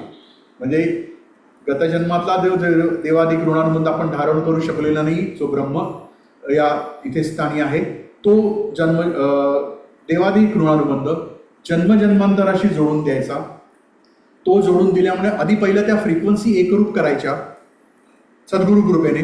त्या एकरूप झालेल्या फ्रिक्वेन्सी जन्मजन्मांतरा ऋणाशी बंधाशी न्यासाद्वारे जोडून द्यायचा आणि त्यासाठी हा पहिला न्यास हा महत्वाचा आहे. आणि त्यासाठी प्रतिमा जी आहे तिचं कार्य आहे महाकान प्रतिमेतनं होत असतं. आता मातृपितृ आणि इतरेजन, मातृपितृ आणि इतरेजन ऋणानुबंध हा देह धारण झाल्यानंतर आपल्याला धारण झाले, जोडले गेले ना, आपण अनेक वेळा बघितलेलं आहे. हा स्थूल देहपरते जोडले जातात, त्यामध्ये कर्तव्य पूर्तता असते व त्याचबरोबर ज्या कुटुंबात जन्म प्राप्त झाला त्या कुटुंबातील परंपरा व त्यापरत्वे आलेली प्रतिकूलता व दोष हे धारण होतात व कर्मपरत्वे जी कर्तव्ये पार पाडायची असतात त्यामध्ये अडथळा निर्माण होतो व क्षय होत राहतो. म्हणजे वडिलांनी मिळवलेली संपत्तीची जबाबदारी जाणीव मुलांकडनं होत नाही आणि त्याचा अपव्यय होतो. म्हणून मातृपितृ ऋणानुबंध आणि इतरेजन ऋणानुबंध हा जन्मकर्मासाठी जोडून द्यायचा. दुसरा न्यास मातृपितृ ऋणानुबंध, इतरेजन ऋणानुबंध जन्मकर्मासाठी द्यायचा म्हणजे हा दुसरा न्यास. आणि हे कार्य कारण प्रतिमेतून होत असतं. मनुष्य जीवनाशी संबंधित जे कर्मवलय आहे ते 360 अंश असते. असे पूर्ण वलय धारणशील झाल्याशिवाय आपल्याला जन्म प्राप्त होत नाही. आणि जरी जन्म 300 अंश कर्म धारण झालं तरी आपल्याला 180% म्हणजे 50%च कर्म आपल्याला उपभोगता येतं, कारण आपल्या या दोषांमुळे. हे जरी खरी असले तरी 50% म्हणजे 180 कर्मवलयातूनच लाभ घेता होतं. ज्याप्रमाणे चंद्राची एकच बाजू आपल्याला दिसते व मागील बाजू कायम अप्रकाशित असते, त्याप्रमाणे ही अवस्था कर्मातील हा भाग प्रकाशित होणे म्हणजे 100% आपल्याला 300 अंश जे काही कर्म आपण धारण केलेलं आहे मानवी आत्ताचा हा देह जगण्यासाठी हे पूर्णपणे आपल्याला त्याचा उपयोग करता व्हावा. या म्हणजे कर्मातील हा भाग प्रकाशित होणे व आपल्याला त्याचा लाभ होणे हे अत्यावश्यक असते, कारण त्यामुळे आपण परिपूर्ण जीवन जगू शकतो. आणि हे कार्य गुरुकृपेशिवाय होत नाही. त्यासाठी आपल्याला साईशा प्रतिमा दिलेली आहे आणि त्याच्यासाठी तिसरा न्यास महत्वाचा आहे. आपण तिसरा न्यास घेतो ना, 180 हे जे कर्म आहे ते जन्मकर्मासाठी. म्हणजे हा जो 300 अंशांपैकी 50%च आपण आज व्यतीत करत होतो की 50%च आपल्याला कर्माचा लाभ होत होता, तो 100% म्हणजे 360 अंशातला 100% लाभ होईल. यासाठी तिसरा न्यास आणि त्यासाठी साईशक प्रतिमा आहे. एक 5 मिनिटं फक्त घेतो. हे ज्ञानसाधना संमेलन जे 5वं त्याच्यामध्ये दादानी काय सांगितलंय तुम्हाला तुमच्या माहितीसाठी फक्त सांगतो की पान नंबर 212 आणि 213 प्रतिमांचं महत्व म्हणजे हे दिलेलं आहे. त्याच्यात त्यांनी दादानी एक दिलेलं आहे या प्रतिमा घेताना तुमच्या आयुष्यातली दुःख, कर्म 30 पैसे दानातनं मी दूर केली. पूर्वी 30 पैसे दान होतं, आता आपण 2 नाणी म्हणतो, पूर्वी 30 पैसे दान होतं. दादाने उदाहरण दिलं की एक काय सॅरिडॉन, कुठली सॅरिडॉन, डोकेदुखीची गोळी. आता सॅरिडॉन आहे का मला माहिती नाही. सॅरिडॉनची गोळी जरी तुम्हाला मार्केटमधनं विकत घ्यावी लागली, आज डोकं दुखते किंवा काय आहे, तर त्याला 30 पैसे द्यावे लागतात. बघा दादाने उदाहरण काय दिलं की सॅरिडॉनची गोळी तुमच्या डोकेदुखीसाठी किंवा आजारपणासाठी 30 पैसे तुम्हाला एका वेळेला खर्च करावे लागतात. आणि ह्या 30 पैशाच्या दानातनं मी तुमच्या आयुष्याची संपूर्ण तरतूद करून ठेवलेली आहे. सगळे दोष त्याच्यातनं दूर केलेले आहेत. म्हणून काय म्हटलं की आता 30 पैशात तुमची निराकरण म्हणजे विमोचन केली आहेत आणि जन्माची डोकेदुखी जाण्याची 30 पैसे दान कर आणि मोकळा होशील. म्हणजे जर डोकेदुखी प्रत्येक वेळेला जाते, प्रत्येक वेळेला तुम्हाला 30 पैसे खर्च करायचे आहेत. आणि इथे अख्ख्या आयुष्याची तरतूद, जन्माचे जे काही दोष आहेत ते 30 पैशात मी दूर केलेले आहेत. आता एक क्षण मात्र काही काळ डोके दुखते, त्याला गोळी पैशाची लागते, पण आजपर्यंत असा काही खर्च आपल्याला आला नाही. आणि आता जो खर्च येणार आहे हा पहिला आणि शेवटचा. म्हणजे ज्यावेळेला प्रतिमा दादानी सिद्ध केल्या कारणे महाकाय प्रतिमा, आणि जेव्हा त्यांना बघताना आव्हानित केलं की आपण घेणं गरजेचं आहे, कंपल्शन नाही, तेव्हा दादांचं काय वाक्य आहे की हा पहिला व शेवटचाच खर्च आहे. दादानी आपल्या कार्यात आजही आपण बघतो, आपण कुठेही खर्च सांगितलेले नाहीये. हे आण, ते कर, ह्या पादुका विकत घे, ते पुस्तक घे, हे कर, ते कर, कधीही सांगितलं नाही. हा पहिला व शेवटचा आहे. आता या 2 प्रतिमांची किंमत 350 रुपये म्हटल्यावर घाबरून जाऊ नका. म्हणजे महाकरण आणि कारण ह्या पहिल्या प्रतिमा दादाने सिद्ध करून दिल्या, साई शब्द नंतर दिली. तर जरा मागे जा आणि विचार करा, आज या 2 प्रतिमा हे परब्रह्म आहे. जेव्हा हे परब्रह्म प्राप्त करण्याची पात्रता नव्हती, त्यावेळी ती पात्रता येण्यासाठी सद्गुरूंनी 30 पैशाचा साबण अंगाला लावून मला स्वच्छ केलं.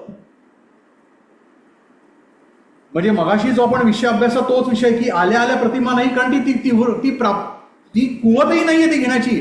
आणि त्याला ते प्राप्त करून दिले असतं तर त्याचा किंमतही कळली नसती, किंवा त्याचं काय अबोल त्याचं आहे जीवनामध्ये तेही कळलं नसतं, कारण ते दोष तेवढे तेव्हा जास्ती प्रखर झाले असते. म्हणून दादाने सांगितलं की या 2 प्रतिमा परब्रह्म आहे. जेव्हा ते परब्रह्म प्राप्त करण्याची पात्रता नव्हती, त्यावेळी ती पात्रता येण्यासाठी सद्गुरूंनी 30 पैशाचा साबण अंगाला लावून मला स्वच्छ केला. किती स्वच्छ केला? शारीरिक स्वच्छता नाही. दादा म्हटलं किती स्वच्छ केला की आज या स्टेजवर प्रतिमा घेण्यासाठी तुला आणून ठेवलं की तू आज प्रतिमा घेऊ शकतोस, तू आज मध्यस्थ म्हणून कार्य करू शकतोस दादांचं. ह्या स्टेजपर्यंत ती स्वच्छता केली 30 पैशामध्ये. 30 पैसे हे व्हॅल्यू आहे म्हणून त्याचं मूल्य बघू नका. दादाने काय सांगितलंय की एवढा स्वच्छ केलं की त्या प्रतिमा देण्या इतका तुम्हाला स्वच्छ केला, आता इतका मला शुद्ध केला. परंतु 350 रुपये ही किंमत त्याची आहे, हे व्यावहारिक मूल्य आहे, पण त्याचे तात्विक मूल्य तुम्ही देऊच शकत नाही. ज्या प्रतिमा आपल्याला प्राप्त झालेल्या आहेत आणि गुरुकृपाशावर प्राप्त झालेल्या आहेत त्याचं मूल्य आपल्याला कधीही कळणार नाही आणि त्याची परतफेड आपण कधीही करू शकत नाही, हे इथे दादा सांगायचे. आणि मग काय म्हटलं त्यांचं वाक्य, त्यांचे तात्विक मूल्य तुम्ही देऊच शकत नाही. देऊ शकत नाही, देऊच चला महत्व आहे, देऊच शकत नाही. आणि प्रत्येकाला मी विनामूल्य देऊ शकत नाही, कारण ते काय प्राप्त झालं याचं महत्व काहीतरी मला कळलं पाहिजे. नुसत्या प्रतिमा म्हणून आल्या आल्या प्रतिमा, काही जण विचारतात आम्ही प्रतिमा घेऊन नाही, ह्या विकण्यासाठी प्रतिमा ठेवलेल्या नाहीत. पुढे दादांनी सांगितलं या प्रतिमा म्हणजे अग्नी आहे.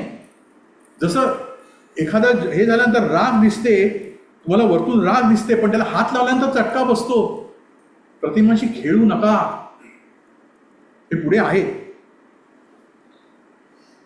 त्यापैकी 2 प्रतिमा की एक कारण दुसरी महाकरण आहे. आता यांचा संबंध जो आहे तो एक रिसिव्हर म्हणून आहे व दुसरा ट्रान्समीटर म्हणून आहे. तर आता इलेक्ट्रॉनिक्समध्ये हे सोने चांदी याला काय मूल्य आहे आणि अतिसूक्ष्म असा व्हायब्रेशन म्हणजे कशा मायक्रोवेव्ह पेक्षा सुद्धा, म्हणजे आता दादानी हे सांगितलं की हे जे तुम्ही इलेक्ट्रॉनिक डेव्हलपमेंट वगैरे जी म्हणता की काय रिसिव्हर आणि ट्रान्समीटर, कुठली इलेक्ट्रॉनिक या कुठलेही जे तुम्ही सायंटिफिकली तुम्ही ज्याला डेव्हलपमेंट म्हणता ते एक रिसिव्ह करतं आणि एक प्रोव्हाइड करतं ना. प्रतिमा तेच कार्य करतायत. आज तेच सोन्या चांदीचं त्या अगदी सूक्ष्म स्वरूपात आहे आणि त्यापेक्षा अतिसूक्ष्म स्वरूपात आपली ओंकार साधना आहे. म्हणजे पूर्वी दादानी इथे बसून ऑस्ट्रेलियातल्या व्यक्तीला दिलेल्या संवेदना पण पोचलेल्या आहेत. म्हणजे किती सूक्ष्मता आहे त्याच्यात. आज आपण बघितलं की मोबाईल फोन्स आज किती हानिकारक आहेत. आज प्रत्येकाने अनुभव घ्या किंवा घेतला असेल की किती वेळ तुम्ही खाता ठेवल्यानंतर तुम्हाला एक वेगळा कंपनी घेतो. म्हणजे ह्या हानिकारक आहेत मानवी, पण दादांची जी ओंकार साधन आहे ते अतिसूक्ष्म स्वरूपात आहेत आणि त्या कशा प्रवाहित होत असतील आणि किती लोकांपर्यंत ती कारण दीक्षा प्रवाहित होत असेल आपण याचा विचारही करू शकत नाही. थांबूया इथे, कारण विषय अजून खूप मोठा आहे. नंतर कधीतरी फक्त आत्मनिवेदनमध्ये सांगितलं ते 272 पासून 284 पर्यंत दादानी प्रतिमांचं महत्व आणि हे दिलेलं आहे. आणि इथे आता मी सांगितलं तर 212, 213 आणि पुढेही अजून त्याचं हे आहे की 219 आणि हे त्याच्यात एक 2च मिनटं घेतो. त्याच्यात दादानी असं सांगितलं की निसर्ग पर्यंत दादानी 2 त्रिकोण टाकले आहेत, एक उलटा आणि एक सुलटा खाली दाखवलं आहे. हे चित्र ते एकदा दादानी दिलं आणि त्याच्यात त्यांनी दादानी असं ज्ञान दिलेलं आहे की ओम म्हणजे परलोक. जे पूर्वी काळी कसं होतं की परलोकामध्ये ओंकार होता, ओम होता आणि इहलोकासाठी श्री होता. श्री म्हणजे ज्ञान, श्री म्हणजे ज्ञान. पण मानवाने एका काळानंतर त्या स्त्रीचा दुरुपयोग करून, ज्याला आज आपण टेक्नॉलॉजी म्हणतो, शास्त्रज्ञ म्हणतो, दादांचं तिकडे वाक्य आहे की शास्त्रज्ञ आज विश्वात कशाची गरज आहे. आज शास्त्रज्ञ ज्ञानी होऊन ज्ञानाचा वापर जो आहे आता कशा करता करायत तर जगाचा संहारासाठी.